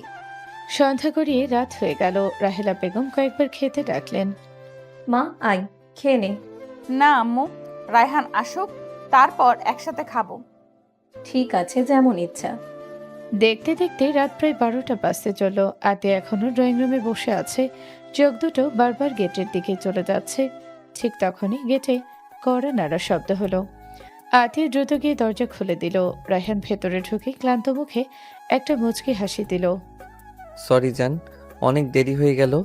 কিন্তু আজ সেই হাসিটা আতের কাছে আগের মতো লাগলো না। তার মনে অদ্ভুত একটা খচখচানি কাজ করছে। এত রাত হলো কেন? আরে অনেক বছর পর একটা বন্ধুর সঙ্গে দেখা হলো তো। গল্প করতে করতে সময়ের খেয়ালই ছিল না। যাই হোক, খুব ঘুম পাচ্ছে, আমি রুমে যাচ্ছি। তুমি খাবে না? না, আমি বাইরে খেয়ে এসেছি। আজ খুব ক্লান্ত লাগছে, কাল কথা বলবো, ঠিক আছে? কথাটা বলেই রায়হান রুমে গিয়ে বিছানায় শুয়ে পড়ল। কয়েক মিনিটের মধ্যে গভীর ঘুমে তলিয়ে গেল। এদিকে বিছানার পাশে নিশ্চুপ হয়ে দাঁড়িয়ে রইল আতিয়া। আজ সন্ধ্যা থেকে সে শুধু রায়হানের জন্য অপেক্ষা করেছে, একসাথে খাবে বলে। নিজেও কিছু মুখে তোলেনি, কিন্তু রায়হান একবারও জিজ্ঞেস করলো না, তুমি খেয়েছ? এই ছোট প্রশ্নটাই যেন আজ সবচেয়ে বেশি কষ্ট দিল তাকে। চোখের কোণে অজান্তেই পানি জমে উঠল। সে ধীরে ধীরে আলো নিভিয়ে বিছানার অন্য পাশে গিয়ে শুয়ে পড়ল। রাগে, অভিমানী আর বুক ভরা কষ্টে সেদিন রাতে আতিয়া না খেয়ে ঘুমিয়ে পড়ল। পরদিন সকালে দুজনে প্রতিদিনের মতো একসাথে নাস্তা করে ভার্সিটির উদ্দেশ্যে বের হলো। গত রাতের পর থেকে আতিয়া একটু চুপচাপ। রায়হান কয়েকবার কথা বলার চেষ্টা করলেও সে শুধু ছোট ছোট উত্তর দিচ্ছিল। ভার্সিটিতে পৌঁছে রায়হান বাইকটা পার্ক করলো। তারপর দুজনে পাশাপাশি ক্লাসের দিকে হাঁটতে লাগলো। আতিয়ার ক্লাসরুমের কাছাকাছি পৌঁছাতেই, রাইহান, ডাক শুনে রায়হান পেছনে ফিরে তাকাতে নিহা দৌড়ে এসে হেসে বলল, শুভ সকাল। আজ এত দেরি? আর একটু আগে আসতে পারতে না? কথাটা বলে না ভেবেই সে রায়হানকে জড়িয়ে ধরল। আরে আরে নিহা, রায়হান অপ্রস্তুত হয়ে দ্রুত নিজেকে সরিয়ে নিল। একটু লেট হয়ে গেছে, চলো ক্লাসে যাই। কিন্তু এই কয়েক সেকেন্ডের দৃশ্যটাই আতিয়ার বুকের ভেতরটা কাঁপিয়ে দিল। সে আর এক মুহূর্ত সেখানে দাঁড়ালো না, নিঃশব্দে ঘুরে ভার্সিটি থেকে বেরিয়ে গেল। ক্লাস শেষে রায়হান আতিয়াকে ফোন দিল। বেশ কয়েকবার রিং হওয়ার পরও কোনো কলই রিসিভ হলো না। এ আবার কোথায় গেল? এবার সে বাসায় ফোন করলো। হ্যালো। আম্মু, আতিয়া কি বাসায় এসেছে? না তো। রায়হানের বুক ধক করে উঠল। সে সঙ্গে সঙ্গে আতিয়ার মায়ের নম্বরে ফোন করলো। আসসালামু আলাইকুম বাবা। ওয়ালাইকুম আসসালাম। মা, আতিয়া কি আপনাদের বাসায় গেছে? হ্যাঁ বাবা, এসেছে। তুমি চলে আসো। আচ্ছা মা, তবে প্লিজ ওকে বলবেন না আমি আসছি। ঠিক আছে বাবা। কিছুক্ষণ পর রায়হান শ্বশুরবাড়ির সামনে এসে কলিং বেল চাপলো। দরজা খুলতেই অবাক হয়ে গেল আতিয়া। তুমি এখানে? কেন, শ্বশুর বাড়িতে আসা কি নিষেধ? তা বলিনি, কিন্তু আমি তো তোমাকে বলিনি যে আমি এখানে আসব। তাই তো জানতে এলাম। বাড়িতে থাকলে তো তোমার অসুবিধা হতো, তাই ভাবলাম বাবার বাড়িতেই থাকি। এসব কি বলছো? আমি কিছুই বুঝতে পারছি না। কিছু না, ভেতরে এসো। সেদিন পুরো সময়টাতেই আতিয়া খুব কম কথা বলল। রায়হান বারবার বোঝাতে চাইলো কি হয়েছে, বসতে চাইলো, কোনো উত্তর পেল না। রাতের দিকে দুজন আবার নিজেদের বাসায় ফিরে এলো। দেখতে দেখতে আরো কয়েকটা দিন কেটে গেল। আতিয়ার অভিমান কমেনি। রায়হান বুঝতে পারছে কিছু একটা হয়েছে, কিন্তু কারণটা এখনও তার অজানা। সেদিন ক্লাস শেষে দুজনে পাশাপাশি হাঁটছিল। ঠিক তখনই সামনে এসে দাঁড়ালো নিহা। রায়হানের সাথে আফিয়াকে দেখে ভ্রু কুঁচকে তাকালো নিহা। রায়হান, একটা কথা জিজ্ঞেস করব? বলো। এই মেয়েটা কে? সে আমার স্ত্রী। কি, তুমি বিয়ে করে ফেলেছো? আতিয়ার মুখটা আরো গম্ভীর হয়ে গেল। রায়হান বিয়ে করুক বা না করুক সেটা তোমার জানার দরকার ছিল? আমি তো শুধু... আর একটা কথা, যতটা সম্ভব রায়হানের থেকে দূরে থাকবে। তোমার অতিরিক্ত কাছাকাছি আসাটা আমার একদম ভালো লাগছে না। পরিবেশ মুহূর্তে ভারী হয়ে উঠল। আতিয়া, এভাবে কথা বলছো কেন? ও আমার বেস্ট ফ্রেন্ড। Best friend? আতিয়া তিক্ত হেসে বলল, এতদিন ধরে ওর সঙ্গে ঘুরলে, ক্যান্টিনে বসে গল্প করলে, বাইরে সময় কাটালে, অথচ একবারও বলে না যে তুমি বিবাহিত। এটা কি স্বাভাবিক? বিষয়টা কখনো ওঠেনি তাই বলিনি, ইচ্ছা করে লুকাইনি। এক মিনিট, তুমি তো দ্বিতীয় বর্ষের ছাত্রী, তাই না? হ্যাঁ, তাতে? তাহলে রায়হান তো প্রথম বর্ষে। তুমি তোমার থেকে 1 বছরের জুনিয়র ছেলেকে বিয়ে করেছো? হ্যাঁ, আমি ওকে ভালোবেসে বিয়ে করেছি। কিন্তু কেন? দুনিয়ায় কি জুনিয়র মেয়ের অভাব ছিল? একটা সিনিয়র মেয়েকে বিয়ে করতে হলো? কথাটা আতিয়ার বুকের মধ্যে তীরের মতো বিঁধল। আমাদের ব্যক্তিগত জীবন, এর ব্যাখ্যা তোমাকে দেওয়ার কোনো প্রয়োজন নেই। আমি তো শুধু... নিহা প্লিজ, এই বিষয়টা এখানেই শেষ করো। শেষ করব কেন? তুমি আমার সবচেয়ে ভালো বন্ধু, আর তুমি হুট করে এমন একটা সিনিয়রকে বিয়ে করে ফেললে। আর এক মুহূর্ত দাঁড়িয়ে থাকতে পারল না আতিয়া। চোখের কোণে জমে থাকা অশ্রু মুছে দ্রুত ক্লাসরুমের দিকে চলে গেল। রায়হান অসহায় দৃষ্টিতে তার চলে যাওয়া দেখল, মাথায় হাত দিয়ে দীর্ঘশ্বাস ফেলল। লাঞ্চ টাইম, পুরো ক্লাসরুম প্রায় ফাঁকা। কেউ ক্যান্টিনে গেছে, কেউ বন্ধুদের সঙ্গে আড্ডা দিচ্ছে, আর আতিয়া একা জানালার পাশে বসে আছে। গত কয়েকদিনের ঘটনাগুলো বারবার মাথার ভেতর ঘুরপাক খাচ্ছে। ঠিক তখনই দরজার সামনে এসে দাঁড়ালো নেহা। তার ঠোঁটে আত্মতৃপ্তির হাসি। ধীরে ধীরে হেঁটে এসে আতিয়ার সামনে দাঁড়ালো। একটু কথা ছিল। আমার তোমার সঙ্গে কোনো কথা নেই। কিন্তু আমার আছে। নেহা মুচকি হেসে আতিয়ার ডেস্কে হাত রাখলো। জানো, খুব শিগগিরই আমি আর রায়হান বিয়ে করব। তোমার মতো একটা সিনিয়র মেয়ের সঙ্গে ও আর কতদিন সংসার করবে বলো? যেভাবেই হোক রায়হানকে আমি নিজের করে নেব। আতিয়া বিস্মিত চোখে তাকিয়ে রইল। দেখছো না, কয়েকদিন ধরে ও তোমার চেয়ে আমাকে বেশি সময় দিচ্ছে। একই ক্লাস, একই ক্যান্টিন, প্রায় সব সময়ই আমরা একসাথে থাকি। এতেও কি বুঝতে পারোনি আমাদের সম্পর্কটা কোথায় গিয়ে দাঁড়িয়েছে? কি সব আজে বাজে কথা বলছো? আজে বাজে? রায়হানকে আমি ছোটবেলা থেকেই ভালোবাসি। এতদিন বলা হয়নি, তবে খুব শিগগিরই বলে দেব। এরপর দেখো তোমার জায়গাটা কোথায় থাকে। হয়তো করুণা করে তোমাকে বিয়ে করেছে, কিন্তু সমস্যা নেই, আমি ফিরে এসেছি। এবার ওকে আমিই নিয়ে ছাড়বো। কথাগুলো শুনে আতিয়ার রাগ চরমে উঠে গেল। সে ধপ করে বেঞ্চে থেকে উঠে দাঁড়ালো। তোমার সাহস তো কম না? আমার সামনে দাঁড়িয়ে আমার স্বামীকে নিয়ে এসব কথা বলছো। আর আমি তোমার সিনিয়র, কিভাবে কথা বলতে হয় সেটা আগে শিখে আসো। নেহা উচ্চস্বরে হেসে উঠল। সিনিয়র? ও প্লিজ, নিজের থেকে 1 বছরের জুনিয়র ছেলেকে বিয়ে করে আবার এত অহংকার। তারপর শুনেছি তোমার দুবার বিয়ে ভেঙেছে। এত কিছুর পরও কিভাবে ভাবলে রাইহান তোমাকে সত্যি ভালোবাসবে? আতির বুকটা কেঁপে উঠল। আমি ওকে ছোটবেলা থেকে চিনি, একসাথে বড় হয়েছি। ও কেমন সেটা তোমার চেয়ে অনেক ভালো জানি। তোমাকে শুধু একটা পরামর্শ দিতে এসেছি, চুপচাপ আমাদের জীবন থেকে সরে যাও। না হলে কিভাবে সরাতে হয় সেটা আমার খুব ভালো করেই জানা আছে। আর কয়েকদিন পর হয়তো রাইহান নিজেই তোমাকে ছেড়ে দেবে। আর একটা কথা ভেবে দেখেছো, এতদিন হয়ে গেল তবুও রাইহান আমাকে একবারও বলেনি যে সে বিবাহিত। কেন জানো? কারণ হয়তো ওর মনেও আমার জন্য একটা জায়গা আছে। না হলে এত বড় একটা বিষয় কি কেউ লুকিয়ে রাখে? সে বিবাহিত, এটা নিয়ে আমার কোনো সমস্যাই নাই। আমি ওকে ভালোবাসি। একটা বিয়ে হয়েছে তো কি হয়েছে, প্রয়োজনে দ্বিতীয় বিয়েও হতে পারে। আমি শুধু রাইহানকে চাই। কথাগুলো বলে নিহা ঠোঁট বাঁকিয়ে বিদ্রুপের হাসি হাসলো। তবে তোমাকে দেখে সত্যিই আফসোস হয়। নিজের উপর তোমার একটুও লজ্জা করে না? একটা ছেলেকে এভাবে আঁকড়ে ধরে পড়ে আছো, যে ছেলেটা হয়তো মন থেকেই তোমাকে চায় না, তবুও জোর করে সম্পর্কটা ধরে রাখতে চাইছো। সত্যি বলছি, তোমার জন্য করুণাই লাগে। কথাগুলো শেষ করে নিহা উচ্চস্বরে হেসে উঠল। তার সেই তাচ্ছিলের হাসি যেন আতিয়ার বুকের ভেতর ধারালো ছুরির মতো বিঁধতে লাগলো। মুহূর্তেই আতিয়ার চোখ ভিজে উঠল, কিন্তু এত অপমানের পরও সে কোনো উত্তর দিতে পারল না, শুধু নিঃশব্দে দাঁড়িয়ে রইল। কথাগুলো বলেই নিহা ঠোঁটের কোণে বিজয়ের হাসি নিয়ে ক্লাসরুম থেকে বেরিয়ে গেল। পুরো ক্লাসরুম আবার নিস্তব্ধ হয়ে গেল। আতি ধপ করে বেঞ্চে বসে পড়ল। তার মাথার ভেতর যেন হাজারো প্রশ্ন ঘুরপাক খেতে লাগলো। হয়তো নিহা ঠিকই বলেছে, আমি তো সত্যিই অপয়া। দুবার বিয়ে ভেঙেছে। রায়হান কি সত্যিই আমাকে করুণা করে বিয়ে করেছে, নাকি ওর জীবনে আমার জায়গাটা আসলে সাময়িক ছিল? গত কয়েকদিন ধরে রায়হানকে বারবার নিহার সঙ্গে দেখেছে সে দৃশ্যগুলো বারবার চোখের সামনে ভেসে উঠতে লাগলো। অভিমান, কষ্ট আর অনিশ্চয়তা মিলে তার বুকটা ভারী হয়ে গেল। চোখের কোণ বেয়ে নীরবে কয়েক ফোঁটা অশ্রু গড়িয়ে পড়ল। আজ আর তার ক্লাসে মন বসবে না। ব্যাগটা কাঁধে তুলে নিয়ে ধীর পায়ে ক্লাসরুম থেকে বেরিয়ে গেল আতিয়া। বাসায় ফিরল না, সোজা চলে গেল তার খালাতো বোন ইভার বাসায়। দরজা খুলেই ইভা অবাক হয়ে বলল, আরে তুই এই সময় কি হয়েছে? কোনো উত্তর না দিয়ে আতিয়া চুপচাপ সোফায় গিয়ে বসে পড়ল। তার চোখ দুটো লাল হয়ে আছে, যেন অনেকক্ষণ ধরে কান্না করেছে। আতিয়া, কি হয়েছে বলতো? কিছু না। আমাকে লুকিয়ে লাভ নেই, তোর মুখটাই সব বলে দিচ্ছে। এতক্ষণ নিজেকে সামলে রাখলেও এবার আর পারল না আতিয়া। ইভার কাঁধে মাথা রেখে কেঁদে ফেলল। আগে শান্ত হ, তারপর খুলে বল। আতিয়া শুরু থেকে শেষ পর্যন্ত সব ঘটনা ইভাকে বলল। সব শুনে ইভা কিছুক্ষণ চুপ করে রইল। দেখ, আমার মনে হয় তুই তাড়াহুড়ো করে সিদ্ধান্ত নিচ্ছিস। বিষয়টা আরেকবার ভালোভাবে জেনে নে।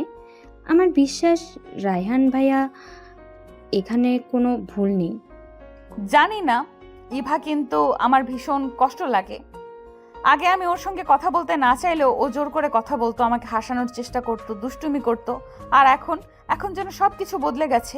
আমি অপেক্ষা করি আর ও অন্য কারোর সঙ্গে সময় কাটায়। আমার খুব কষ্ট হয়। ঠিক তখনই আতিয়ার ফোনে একের পর এক নোটিফিকেশন আসতে শুরু করলো। সবগুলোই রায়হানের। কোথায় তুমি? প্লিজ একবার আমার কথাটা শোনো। তোমার বাবার বাসায়ও গিয়েছিলাম, সেখানে নেই। প্লিজ এমন করো না। আমি তোমাকে অনেক ভালোবাসি নিহা, শুধু আমার ছোটবেলার বন্ধু, বিশ্বাস করো। মেসেজগুলো পড়েও আতিয়ার মন শান্ত হলো না। ঠিক তখনই আরেকটি নোটিফিকেশন ভেসে উঠল। Niha sent U A message. কিছুদিন আগে রায়হান নিজের ফেসবুক আইডি আতিয়ার ফোনে লগ ইন করে দিয়েছিল। অজানা এক অস্থিরতায় আতিয়া ফেসবুক খোলো। নিহার চ্যাট ওপেন করতেই তার বুকটা ধক করে উঠল। সর্বশেষ মেসেজে লেখা, রাইহান, তুমি এটা কি করলে? আমি তো ছোটবেলা থেকেই তোমাকে ভালোবাসি, আর তুমি কিনা একটা সিনিয়র মেয়েকে বিয়ে করে ফেললে। আরও একটি মেসেজ, ওকে ছেড়ে দাও, আমাকে বিয়ে করো। আমি তোমাকে অনেক বেশি ভালোবাসবো। ও তোমার থেকে বয়সে বড়, আমার মতো মেয়েকেই তোমার মানায়। এরপর, আমি তোমার সঙ্গে দেখা করতে চাই, কোথায় আসবো বলো? আতি দ্রুত আগের মেসেজগুলো দেখতে লাগলো। সেখানে দেখা গেল কয়েকদিন ধরে প্রায় নেহা প্রতিদিনই রায়হানকে নানা কথা লিখেছে। কি করছো? খেয়েছো? হুম। আজ দেখা হবে? কেন ব্যস্ত আছি। ক্যান্টিনে আসো। ঠিক আছে, হেই রায়হান। পরে কথা হবে। কিন্তু সেই মুহূর্তে আতিয়ার চোখে শুধু নিহার ভালোবাসার স্বীকারোক্তিগুলোই বারবার ভেসে উঠছিল। রাগ, অভিমান আর কষ্ট একসঙ্গে চেপে বসলো তার বুকের ওপর। আমি আর পারছি না। কথাটা বলেই সে রাগের মাথায় ফোনটা ছুঁড়ে মারল। ফোনটা মেঝেতে পড়ে কয়েক টুকরা হয়ে গেল। আতিয়া, কি করলি? ইভা দ্রুত তাকে জড়িয়ে ধরল। প্লিজ আগে শান্ত হ। পুরো বিষয়টা না জেনে এমন সিদ্ধান্ত নিস না। কিন্তু আতিয়া তখন আর কোনো কথা শুনতে রাজি নয়। সে শুধু নীরবে কাঁদছে। এদিকে রায়হান প্রায় পাগলের মতো আতিয়াকে খুঁজে বেড়াচ্ছে। এক এক করে তার সব বান্ধবীর বাসায় গেল। আত্মীয় স্বজনদের ফোন করলো। ভার্সিটির আশেপাশেও অনেক খোঁজাখুঁজি করলো, কিন্তু কোথাও আতিয়ার কোনো খোঁজ পেল না।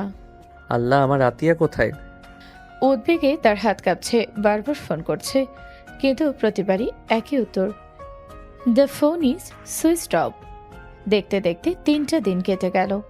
গত 3-4 দিনের মানসিক চাপ, কান্নাকাটি আর ঠিকমতো খাওয়া দাওয়া না করার কারণে আতির শরীরটা ভীষণ দুর্বল হয়ে পড়েছে। হঠাৎ করে মাথাটা কেমন যেন ঘুরে উঠল। চোখের সামনে সব কিছু ঝাপসা লাগছে। পেটের ভেতর অদ্ভুত অস্বস্তি হচ্ছে। কোনো কিছুই যেন ভালো লাগছে না। মনে হচ্ছে বমি চলে আসবে। আতি তাড়াতাড়ি মুখে হাত চেপে অশ্বমের দিকে দৌড়ে গেল। কিছুক্ষণ পর বমি করে বেরিয়ে এলো। মুখটা একেবারে ফ্যাকাশে হয়ে গেছে। কি হলো আতিয়া, ঠিক আছিস তো? সকাল থেকেই কেমন অস্বস্তি লাগছে, মাথাও ঘুরছে। হয়তো কয়েকদিন ঠিকমতো না খাওয়ার জন্য এমন হচ্ছে। ইভা চিন্তিত হয়ে গেল। সে আলতো করে আতির কপালে হাত রাখল। জ্বর নেই, তবু তার মনটা অজানা এক দুশ্চিন্তায় ভরে গেল। না, আর কোনো কথা নয়। এখনই ডাক্তারের কাছে যাব। শরীর খারাপকে অবহেলা করা ঠিক হবে না। আতিয়া কিছু বলতে চাইলেও ইভার উদ্বিগ্ন মুখটা দেখে আর কিছু বলতে পারল না। ধীরে ধীরে দুজনে ডাক্তারের উদ্দেশ্যে বেরিয়ে পড়ল।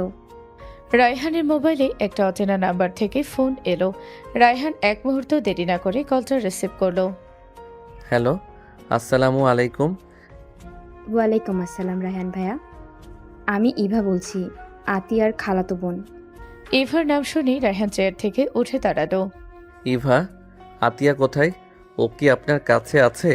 প্লিজ বলো, ও কেমন আছে? ভাইয়া, আগে আপনি শান্ত হন। আতিয়া আমার কাছে আছে, কিন্তু একটা অনুরোধ আছে। কি অনুরোধ বলেন? আমি যে আপনাকে ফোন করেছি আর আতিয়া আমার বাসায় আছে, এই কথাটা আতিয়াকে কিছুতেই জানাবেন না। আচ্ছা, বলবো না, কিন্তু কেন? কারণ আতিয়া এখনও অনেক রাগ আর অভিমানের মধ্যে আছে। আপনি যদি হঠাৎ চলে আসেন বলে জানতে পারে, তাহলে হয়তো এখান থেকেও চলে যাবে। তখন ওকে আর খুঁজে পাওয়া খুব কঠিন হয়ে যাবে। আচ্ছা, আমি কাউকে কিছু বলবো না। আমি এখনই আমার বাসার ঠিকানাটা পাঠিয়ে দিচ্ছি। আপনি যত তাড়াতাড়ি সম্ভব চলে আসুন। এই 3 দিনে ও ঠিকমতো কিচ্ছু খায়নি, ঘুমোয়নি, সারাক্ষণ শুধু চুপচাপ বসে থাকে আর কাঁদে। এভাবে চলতে থাকলে ও অসুস্থ হয়ে যাবে। আপনি ছাড়া এখন ওকে কেউ সামলাতে পারবে না। কথাগুলো শুনে রায়হানের বুকটা মোচড় দিয়ে উঠল। তার চোখ ভিজে গেল। আমি এখনই আসছি, প্লিজ শুধু ওকে কোথাও যেতে দিয়েন না। চিন্তা করবে না, আমি আছি। কলটা কেটে যেতেই রায়হান এক মুহূর্ত দেরি করল না। টেবিলের ওপর থেকে বাইকের চাবিটা তুলে নিয়ে প্রায় দৌড়ে বাড়ি থেকে বেরিয়ে গেল। আজ 3 দিন পর হয়তো সে আবার তার ভালোবাসার মানুষটার মুখ দেখতে পাবে। ইভার দেওয়া ঠিকানা অনুসরণ করে বেশ কিছুক্ষণ পর সেখানে পৌঁছালো রায়হান। ইভা দরজা খুলে ধীরে ধীরে বলল, আসতে যান ভাইয়া, আতিয়া ছাদে আছে। আর প্লিজ রাগ করবেন না, আগে ওর কথাগুলো শুনবেন। ধীর পায়ে সিঁড়ি বেয়ে ছাদে উঠে গেল রায়হান। রেলিংয়ের পাশে দাঁড়িয়ে আছে আতিয়া। বিকেলের হালকা বাতাসে তার চুলগুলো এলোমেলো হয়ে উঠছে। সে এক দৃষ্টিতে আকাশের দিকে তাকিয়ে নিঃশব্দে কাঁদছে। দৃশ্যটা দেখে রায়হানের বুকটা হু হু করে উঠল। ধীরে ধীরে সে আতিয়ার পেছনে গিয়ে দাঁড়ালো। কোনো কথা না বলে আলতো করে তাকে পেছন থেকে জড়িয়ে ধরল। আতিয়ার শরীরটা কেঁপে উঠল। রায়হান চোখটা বন্ধ করে শান্ত গলায় বলল, কেন এমন করলে তুমি সিনিয়র? এই 3 দিনে একবারও কি আমার কথা মনে পড়েনি? আমাকে কি এতটুকুও বিশ্বাস করতে পারলে না? আতিয়া কয়েক সেকেন্ড নিশ্চুপ হয়ে রইল। তারপর আচমকাই রায়হানের হাত দুটো নিজের শরীর থেকে সরিয়ে দিয়ে কয়েক কদম দূরে সরে গেল। তুমি এখানে কেন এসেছো? কে তোমাকে এই ঠিকানা দিয়েছে? সেগুলো এখন গুরুত্বপূর্ণ না সিনিয়র। আমার কাছে গুরুত্বপূর্ণ। বলো, কে বলেছে? প্লিজ শান্ত হও। আমি শুধু তোমার সঙ্গে কথা বলতে এসেছি। আমার তোমার সঙ্গে কোনো কথা নেই, তুমি চলে যাও। আজ তোমার সব কথা শুনবো, তারপর তুমি আমার কথাও শুনবে। তার আগে আমি কোথাও যাচ্ছি না। আমি তো সেদিনও তোমার কথা শুনেছিলাম রায়হান, তার ফল কি হয়েছে?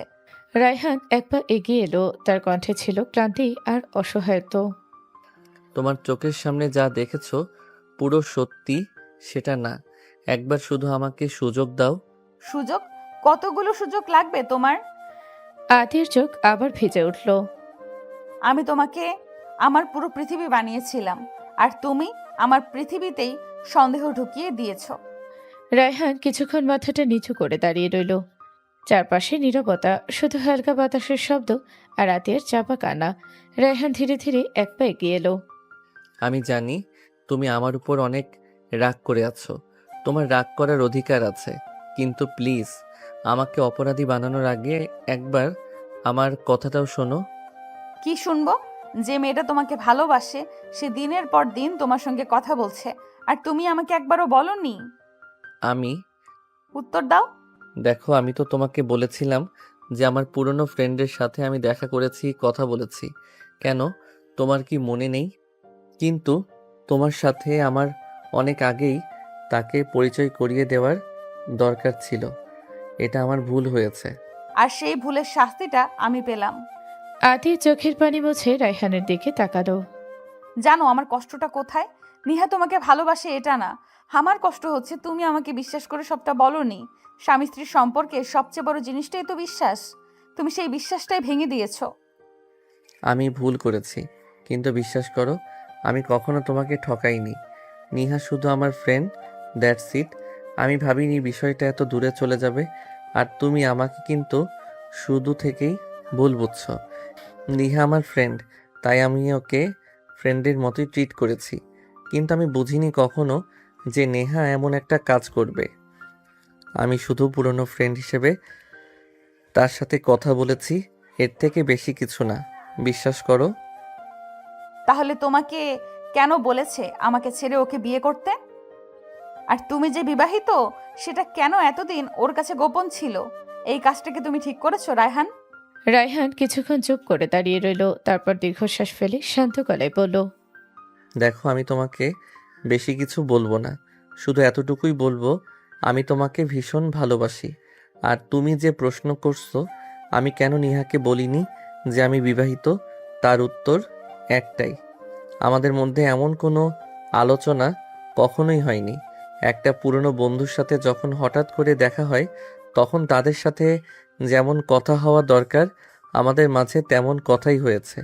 এখন সে কি করছে বা এতদিন কি করেছিল এগুলো নিয়ে কথা হয়েছে, কখনো এমন কিছু আসেনি সামনে যে আমি বিবাহিত, সেটা তাকে জানাবো। আর যেদিন সামনে বিষয়টা এসেছে সেদিনই আমি ওকে বলেছি আমি বিবাহিত, আমি আমার স্ত্রীকে ভালোবেসে বিয়ে করেছি। আমি কখনো জানতামই না যে নিহা আমাকে ভালোবাসে। আমরা ছোটবেলা থেকে একসাথে পড়েছি, একসাথে বড় হয়েছি, তাই ওকে সবসময় ফ্রেন্ড হিসেবেই দেখেছি। রায়হান পুনরায় একটা দীর্ঘ নিঃশ্বাস ছেড়ে বলল, তুমি শুধু দেখেছো নিহা আমাকে কি কি লিখেছে, কিন্তু আমি ওর জবাবে কি লিখেছি সেটা একবারও দেখার চেষ্টা করনি। আতিয়া মাথাটা নিচু করে রইল, তার চোখ বেয়ে টপ টপ করে পানি পড়ছে। আমি শুধু একটা কথাই বলতে চাই, যদি তোমার বিন্দু মাত্র সন্দেহ থাকে যে আমি তোমাকে ভালোবাসি না অথবা অন্য কোনো মেয়ের প্রতি আমার কোনো অনুভূতি আছে, তাহলে তোমার আমার কাছে ফিরে আসার কোনো প্রয়োজন নেই। কারণ বিশ্বাস কখনো জোর করে আদায় করা যায় না, বিশ্বাস মানুষ নিজের ইচ্ছাই করে। আমি এমন কোনো কাজ করিনি যার জন্য তুমি আমাকে অবিশ্বাস করবে। এতদিন তোমার পেছনে ঘুরেছি, তোমাকে ভালোবেসে বিয়ে করেছি, তারপরও যদি তোমার মনে হয় আমি তোমার সঙ্গে বিশ্বাসঘাতকতা করেছি তাহলে এখানে আমার আর কিছু বলার নেই। রায়হানের চোখ ভিজে উঠল। এই 3টা দিন তুমি আমার সঙ্গে কোনো যোগাযোগ করনি। তোমাকে না দেখে আমি কতটা পাগলের মতো ঘুরেছি সেটা একমাত্র আল্লাহ আর আমি জানি। একটা মুহূর্ত শান্তিতে থাকতে পারিনি। তোমাকে ছাড়া আমার প্রতিটা সেকেন্ড কিভাবে কেটেছে সেটা তুমি কোনো দিন বুঝবে না। কিছুক্ষণ থেমে সে মৃদু হেসে বলল, সবশেষে শুধু একটা কথাই বলবো, আমি তোমাকে অনেক বেশি ভালোবাসি। হয়তো তুমি আজও আমার ভালোবাসার গভীরতাটা বুঝতে পারোনি। আজ আমি তোমাকে তোমার নিজের সিদ্ধান্তের উপরে ছেড়ে দিলাম। যেদিন তোমার মনে হবে আমি সত্যিই শুধু তোমাকেই ভালোবেসেছি, সেদিন আমার ভালোবাসার মূল্যটা বুঝবে। সেদিন নিজে থেকেই আমার কাছে ফিরে এসো, আমি অপেক্ষা করব। আর একটা কথা মনে রেখো, আমার মনের দরজাটা কোনোদিন তোমার জন্য বন্ধ হবে না। যত ঝড়ই আসুক, সেই দরজায় শুধু তোমারই অধিকার থাকবে। তুমি ছাড়া অন্য কাউকে আমি কোনোদিন সেই জায়গাটা দিতে পারবো না। কথাগুলো বলেই রায়হান ধীরে ধীরে সিঁড়ি বেয়ে নিচে নেমে গেল। একবারও পিছনে ফিরে তাকালো না। আতিয়া একই জায়গায় স্থির হয়ে দাঁড়িয়ে রইল। তার বুকের ভেতরটা যেন মোচড় দিয়ে উঠছে, সব কিছু এলোমেলো লাগছে। ঠিক তখনই ইভা ধীরে ধীরে তার পাশে এসে দাঁড়ালো। সে পুরো কথোপকথনটাই শুনেছে। আতিয়া, তুই আজ জীবনের সবচেয়ে বড় ভুলটা করেছিস। কখনো একপাক্ষিকভাবে কিছু জেনে কাউকে অবিশ্বাস করতে নেই, কিন্তু তুই সেটাই করেছিস। আমি যতটুকু রায়হান ভাইয়াকে চিনেছি, উনি ভীষণ ভালো একজন মানুষ। তোকে অন্ধকারের মতো ভালোবেসেছে, তোকে অন্ধের মতো ভালোবেসেছে। আর তুই দিনের পর দিন শুধু ওনাকে কষ্ট দিয়ে গিয়েছিস। আতিয়া নিঃশব্দে কান্না করছে। ইভা আবার বলল, তুই সবসময় একটু রাগী আর জেদি ছিলি, কিন্তু এই জেদটা যদি তুই এখন না ছাড়িস, তাহলে একটা সময় এমন আসবে যখন শুধু আফসোস করেই কাটাতে হবে। জানিস, ওই 3 দিন রায়হান ভাইয়া ঠিক মতো কিচ্ছু খায়নি। তোর খোঁজে তোর সব বান্ধবীর বাসায় পর্যন্ত গিয়েছে, প্রায় পাগলের মতো খুঁজেছে তোকে। আর তুই বলছিস নিহার কথা? যদি ভাইয়ার মনে অন্য কিছু থাকতো, তাহলে প্রথম দিনই কি তাকে নিহার সামনে নিজের স্ত্রী বলে পরিচয় দিত? কখনোই না, বরং লুকিয়ে রাখতো। কিন্তু উনি সবার সামনে গর্ব করে বলেছে, শি ইজ মাই ওয়াইফ। এত কিছুর পরও তুই ওনাকে ভুল বুঝলি? ইভার প্রতিটা কথা আতিয়ার বুকের ভেতর ছুরির মতো বিঁধতে লাগলো। সে বুঝতে পারছে রাগের মাথায় সে হয়তো সত্যি অনেক বড় ভুল করে ফেলেছে। চোখের পানি আর আটকাতে পারল না, অঝরে কাঁদতে লাগলো সে। কিন্তু কোনো উত্তর দিল না। হঠাৎ করে দ্রুত নিচে নেমে বাড়ি থেকে বেরিয়ে গেল। আতিয়া, কোথায় যাচ্ছিস? আতিয়া একবারও পেছনে তাকালো না। কয়েক মুহূর্ত পর সে তার বাবার বাড়িতে পৌঁছে গেল। কাপা হাতে কলিং বেল চাপতেই দরজাটা খুলে দিলেন আতিয়ার আম্মু। দরজা খুলেই মেয়ের কান্না ভেজা মুখটা দেখে তিনি এক মুহূর্তের জন্য থমকে গেলেন। পরক্ষণেই হাত ধরে তাকে ঘরের ভেতর নিয়ে এলেন। তোর মতো মেয়ে জন্ম দিয়ে আমি আজ সত্যি আফসোস করছি। এত ভালো একটা ছেলে, এত ভালো একটা পরিবার পেয়েও তুই তাদের এত কষ্ট দিলি। ছেলেটা গত 3 দিন ধরে পাগলের মতো ঘুরছে, না ঠিক মতো খেয়েছে, না ঘুমিয়েছে, না নিজের দিকে কোনো খেয়াল রেখেছে। কয়েকবার আমাদের বাসায় এসেছে শুধু তোর খোঁজ নিতে। আর তুই তুই কি করলি? আতিয়ার মাথাটা নিচু করে দাঁড়িয়ে আছে, চোখ দিয়ে অনবরত পানি পড়ছে। ছেলেটা তোর জন্য কত কিছু করেছে জানিস? সব মানুষের কথা উপেক্ষা করে তোকে বিয়ে করেছে, তোকে সম্মান দিয়েছে, ভালোবেসেছে, আগলে রেখেছে। আর তুই, রিপিট, সব মানুষের কথা উপেক্ষা করে তোকে বিয়ে করেছে, তোকে সম্মান দিয়েছে, ভালোবেসেছে, আগলে রেখেছে। আর তুই তুই সেই ছেলেটার ভালোবাসার দাম এভাবে দিলি? আমি ভাবতেই পারছি না ওর এই সুন্দর স্টুডেন্ট লাইফটাও তোর জন্য এলোমেলো হয়ে গেল। ওর অপরাধটা কি ছিল? শুধু তোকে ভালোবাসা? ঠিক তখনই আতিয়ার আব্বু ড্রয়িং রুমে এসে দাঁড়ালেন। তার চোখে মুখে স্পষ্ট রাগ আর হতাশা। আমি তোকে রাজকন্যার মতো বড় করেছি। ভেবেছিলাম বড় হয়ে তুই আমাদের মুখ উজ্জ্বল করবি, কিন্তু আজ তোর কাজের জন্য মাথা নিচু হয়ে যাচ্ছে। এত ভালো একটা স্বামী, এত ভালো একটা পরিবার সব পেয়েও কেন তাদের কষ্ট দিচ্ছিস? সবসময় শুধু নিজের দিকটা ভাবলে হয় না মা। কিছুক্ষণ থেমে তিনি আবার বললেন, রায়হান আমাকে সব খুলে বলেছে, আমি নিজেও বিষয়টা খোঁজ নিয়ে দেখেছি। মিয়া ইচ্ছা করেই তোকে এসব বলেছে। ওর উদ্দেশ্য ছিল তোদের দুজনের মধ্যে দূরত্ব তৈরি করা, শুধু রায়হানকে নিজের করে পাওয়ার জন্য। আর তুই একবারও সত্যিটা যাচাই করার চেষ্টা করলি না। তুই তো ওর থেকে 1 বছরের সিনিয়র। তোর কি এতটুকু জ্ঞান বুদ্ধিও নেই যে বুঝবি একটা মেয়ে তোকে ফাঁসানোর চেষ্টা করছে? আর সত্যিই বলতে লজ্জা লাগছে, তুই আমার মেয়ে। এতটুকু বলেই তিনি রাগে নিজের রুমে চলে গেলেন। আম্মু ভারী নিঃশ্বাস ফেলে তার পেছনে চলে গেলেন। পুরো বাড়িটা নিস্তব্ধ হয়ে গেল। আতিয়া ধপ করে সোফায় বসে পড়ল, হাওয়া করে কাঁদতে লাগলো। নিজের উপরই প্রচণ্ড রাগ হচ্ছে তার। সে কি করেছে? একবারও সত্যিটা জানার চেষ্টা করেনি। হঠাৎ তার মনে পড়ল ভাঙা ফোনটা। তাড়াতাড়ি ফোনটা হাতে নিল। অনেক কষ্টে স্ক্রিন অন করে আবারও রায়হানের ফেসবুক আইডিতে ঢুকল। ফোনটা ভেঙে যায়, ঠিকমতো কাজ করছে না। তবু সে একে একে মেসেজগুলো খুলল। আর পরের মুহূর্তেই তার বুকটা যেন থেমে গেল। রায়হানের পাঠানো মেসেজগুলো ছিল: শোনো নিহা, আমার জীবনের একমাত্র নারী আতিয়া। আমি ওকে ভীষণ ভালোবাসি আর সারা জীবন ভালোবাসবো। তুমি আমাদের সংসারে যে ঝামেলা সৃষ্টি করেছো তার জন্য আমি তোমাকে কোনোদিন ক্ষমা করব না। আমি তোমাকে নিজের বেস্ট ফ্রেন্ড ভেবেছিলাম। তুমি যে পেছন থেকে এভাবে আঘাত করবে সেটা কখনো কল্পনাও করিনি। আমাকে বিয়ে করার কথা আর কোনোদিন বলবে না। আমি তোমাকে কখনোই বিয়ে করব না। প্রয়োজনে সারা জীবন একাই থেকে যাব, তবুও আতিয়া ছাড়া অন্য কোনো নারীকে আমার জীবনে জায়গা দেব না। যদি জানতাম তুমি এমন করবে তাহলে কোনোদিন তোমার মতো বন্ধুকে আমার জীবনে জায়গা দিতাম না।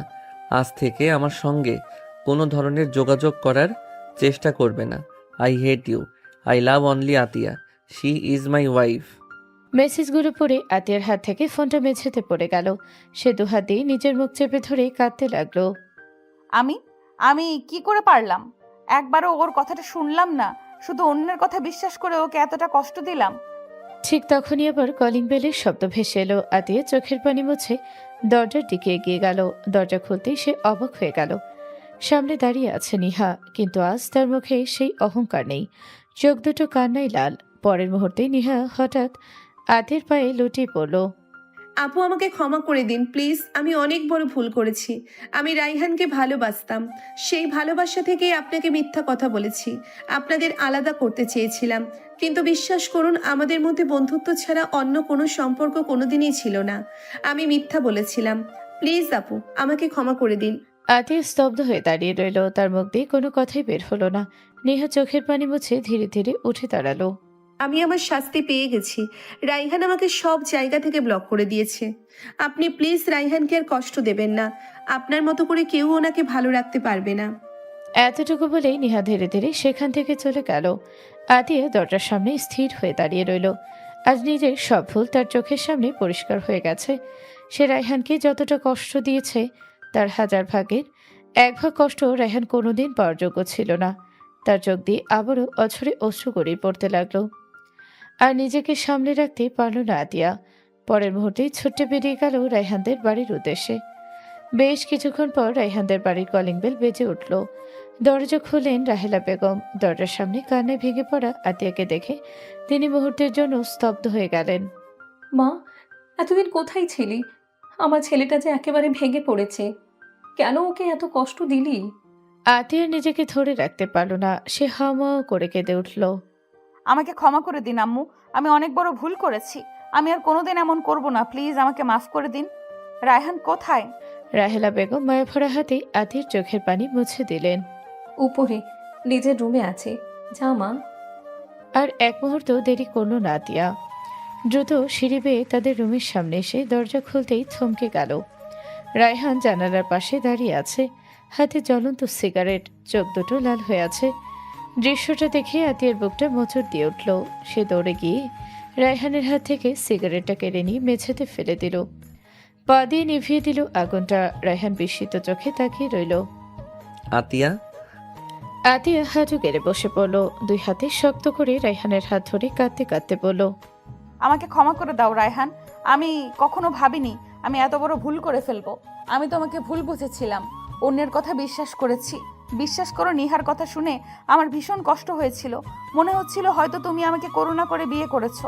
আমার জন্য হয়তো তোমার জীবনটা নষ্ট হয়ে গেছে। এই কথাগুলোই আমাকে পাগল করে দিয়েছিল।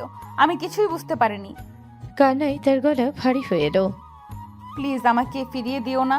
আমি তোমাকে অনেক ভালোবাসি। আমি আর কোনোদিন তোমাকে অবিশ্বাস করব না, শুধু একবার আমাকে ক্ষমা করে দাও। রায়হানের চোখও ভিজে উঠল। সে আলতো করে আতিয়ার চোখের পানি মুছে দিল। তারপর মৃদু হেসে বলল, আমি তো তোমাকে আগেই বলেছিলাম, যেদিন তুমি নিজের ইচ্ছায় আমার কাছে ফিরে আসবে সেদিনও আমার মনের দরজাটা শুধু তোমার জন্যই খোলা থাকবে। দেখলে আমি কথা রেখেছি। আতিয়া মাথাটা নিচু করে কাঁদতে লাগলো। আমি শুধু এতটুকুতেই খুশি। তুমি তোমার ভুলটা বুঝতে পেরেছো, কিন্তু একটা কথা মনে রাখবে, কখনো কারো একতরফা কথা শুনে নিজের সবচেয়ে আপন মানুষটাকে অবিশ্বাস করবে না। স্বামী স্ত্রীর সম্পর্কের সবচেয়ে বড় শক্তি হলো বিশ্বাস। সেই বিশ্বাসটা কখনো ভেঙে ফেলো না। না, আমি আর কোনো দিন এমন করব না, আমি কথা দিচ্ছি। পরের মুহূর্তেই রায়হান আতিয়াকে নিজের বুকের মাঝে শক্ত করে জড়িয়ে ধরল। আতিয়াও আর নিজেকে আটকাতে পারল না। সে রায়হানের বুকে মুখ লুকিয়ে অঝরে কাঁদতে লাগলো। বেশ কিছু মিনিট পর আতি নীরবে রায়হানের বুকের মধ্যে মাথা রেখে দাঁড়িয়ে রইল। তার ঠোঁটের কোণে লাজুক একটা হাসি। হৃদস্পন্দন যেন আগের চেয়েও দ্রুত হয়ে উঠেছে। জানো, আজ তোমাকে এমন একটা সুখবর দেব যেটা শুনলে হয়তো এতদিনের সব কষ্ট এক মুহূর্তেই ভুলে যাবে। তাই নাকি? বলো তো শুনি, কি সেই সুখবর আমার রাগী সিনিয়র? আতি ধীরে ধীরে মাথা তুলে লাজুক চোখে রায়হানের দিকে তাকালো। রায়হান মুচকি হেসে ফোনাচে অপেক্ষা করতে লাগলো। কি হলো বলছো না কেন? আতি কিছুক্ষণ চুপ করে রইল। লজ্জায় তার গাল দুটো টকটকে লাল হয়ে গেছে। অবশেষে খুব আস্তে করে ফিসফিসিয়ে পড়ল, মিস্টার দুষ্টু জুনিয়র, আপনি আর শুধু জুনিয়র থাকবেন না। আচ্ছা। আতি মুচকি হেসে আরো একটু কাছে এলো। তারপর রায়হানের কানে মুখ নিয়ে আস্তে করে বলল, কারণ আপনি বাবা হতে চলেছেন আর আমি মা হতে চলেছি। মুহূর্তের জন্য সময় যেন থেমে গেল। রায়হান স্থির হয়ে তাকিয়ে রইল আতিয়ার দিকে। মুখে কোনো কথা নেই, চোখ দুটো ধীরে ধীরে ভিজে উঠছে। সত্যি বলছো? আতি লজ্জায় মাথাটা নিচু করে হালকা করে মাথা নাড়ল। পরের মুহূর্তেই রায়হান আনন্দে আতিয়াকে কোলে তুলে নিল। ঘোরাতে ঘোরাতে শিশুর মতো হেসে উঠল। আলহামদুলিল্লাহ, আমি বাবা হতে চলেছি। খুশিতে তার চোখ থেকেও দুফোঁটা অশ্রু গড়িয়ে পড়ল। সে আলতো করে আতির কপালে একটা চুমু এঁকে দিল। ধন্যবাদ আমাকে পৃথিবীর সবচেয়ে সুন্দর উপহারটা দেওয়ার জন্য। তারপর আর এক মুহূর্ত দেরি না করে সে দৌড়ে নিচে নেমে গেল। আম্মু আব্বু কোথায় তোমরা? রাহেলা বেগম আর তার স্বামী তাড়াতাড়ি করে বেরিয়ে এলেন। কি হয়েছে বাবা, এভাবে চিৎকার করছিস কেন? আম্মু, আমি বাবা হতে চলেছি, তোমরা দাদা দাদি হতে চলেছ। কথাটা শুনি দুজনের মুখে যেন আনন্দের ঝলক ফুটে উঠল। রাহেলা বেগম আনন্দে চোখের পানি মুছে ছেলের মাথায় হাত বুলিয়ে দিলেন। আলহামদুলিল্লাহ, আল্লাহ আমাদের দোয়া কবুল করেছেন। আলহামদুলিল্লাহ, আর সত্যিই আমাদের ঘরটা পূর্ণ হয়ে গেল। পুরো বাড়িটা আনন্দে ভরে উঠল। হাসি, দোয়া আর ভালোবাসায় কেটে গেল অনেকটা সময়। কিছুক্ষণ পর রায়হান আবার তাদের রুমে ফিরে এলো। আতিয়া তখন জানালার পাশে দাঁড়িয়ে মুচকি হাসছিল। রায়হান ধীরে ধীরে পেছন থেকে তাকে জড়িয়ে ছিল।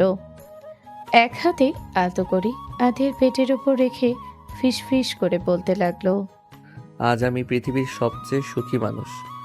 তুমি আমাকে শুধু একজন স্বামী হওয়ার সুখই দাওনি, একজন বাবা হওয়ার সৌভাগ্যও দিয়েছ। I really love you my জান। আমিও তোমাকে অনেক ভালোবাসি। আর এখন থেকে আমাদের ভালোবাসার সবচেয়ে সুন্দর পরিচয় আমাদের ছোট্ট রাজকুমার কিংবা রাজকুমারী।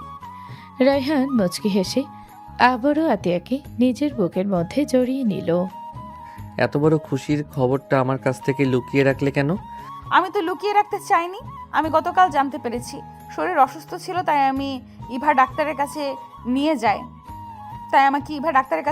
তখনই আমি জানতে পারি যে আমি মা হতে চলেছি। আর এই জন্যই ইভা কল দিয়ে বলেছে আমাকে মানিয়ে নিতে, কিন্তু তখন তোমার উপর আমার এত রাগ ছিল যে কিছুই বুঝতে পারিনি। এটা কিন্তু একদম ঠিক করনি। এমন একটা খবর আমাকে সঙ্গে সঙ্গে জানানো উচিত ছিল। তাহলে কি আর তোমাকে একা একা এখানে আসতে দিতাম? তোমার আর আমাদের ছোট্ট বাবুটার কতটা খেয়াল রাখতাম। আতিয়া মুচকি হেসে রায়হানের বুকে আলতো করে একটা চাপড় দিল। আচ্ছা আচ্ছা, হয়ে গেছে মিস্টার জুনিয়র, এবার এত বকবক বন্ধ করুন। এই এখন থেকে কিন্তু আমাকে আর জুনিয়র বলা যাবে না। তাই নাকি? তাহলে কি বলে ডাকবো? এখন আমি একজন হতে চলা বাবা, আমার একটা আলাদা সম্মান আছে, বুঝেছো? আহা গো, আমাদের মিস্টার জুনিয়র বাবা হতে চলেছেন। কথাটা বলি আতিয়া খিলখিল করে হেসে উঠল। রায়হান ভান করে রাগ দেখালেও পরক্ষণেই নিজেও হেসে ফেল। আলতো করে আতিয়ার কপালে ঠোঁট ছুঁয়ে দিয়ে বলল, তুমি না সত্যি আমাকে পাগল করে দাও। আর তুমি তুমি তো আমার জীবনের সবচেয়ে সুন্দর সিদ্ধান্ত। আই লাভ ইউ আমার রাগী senior. I love you too আমার দুষ্টু জুনিয়র।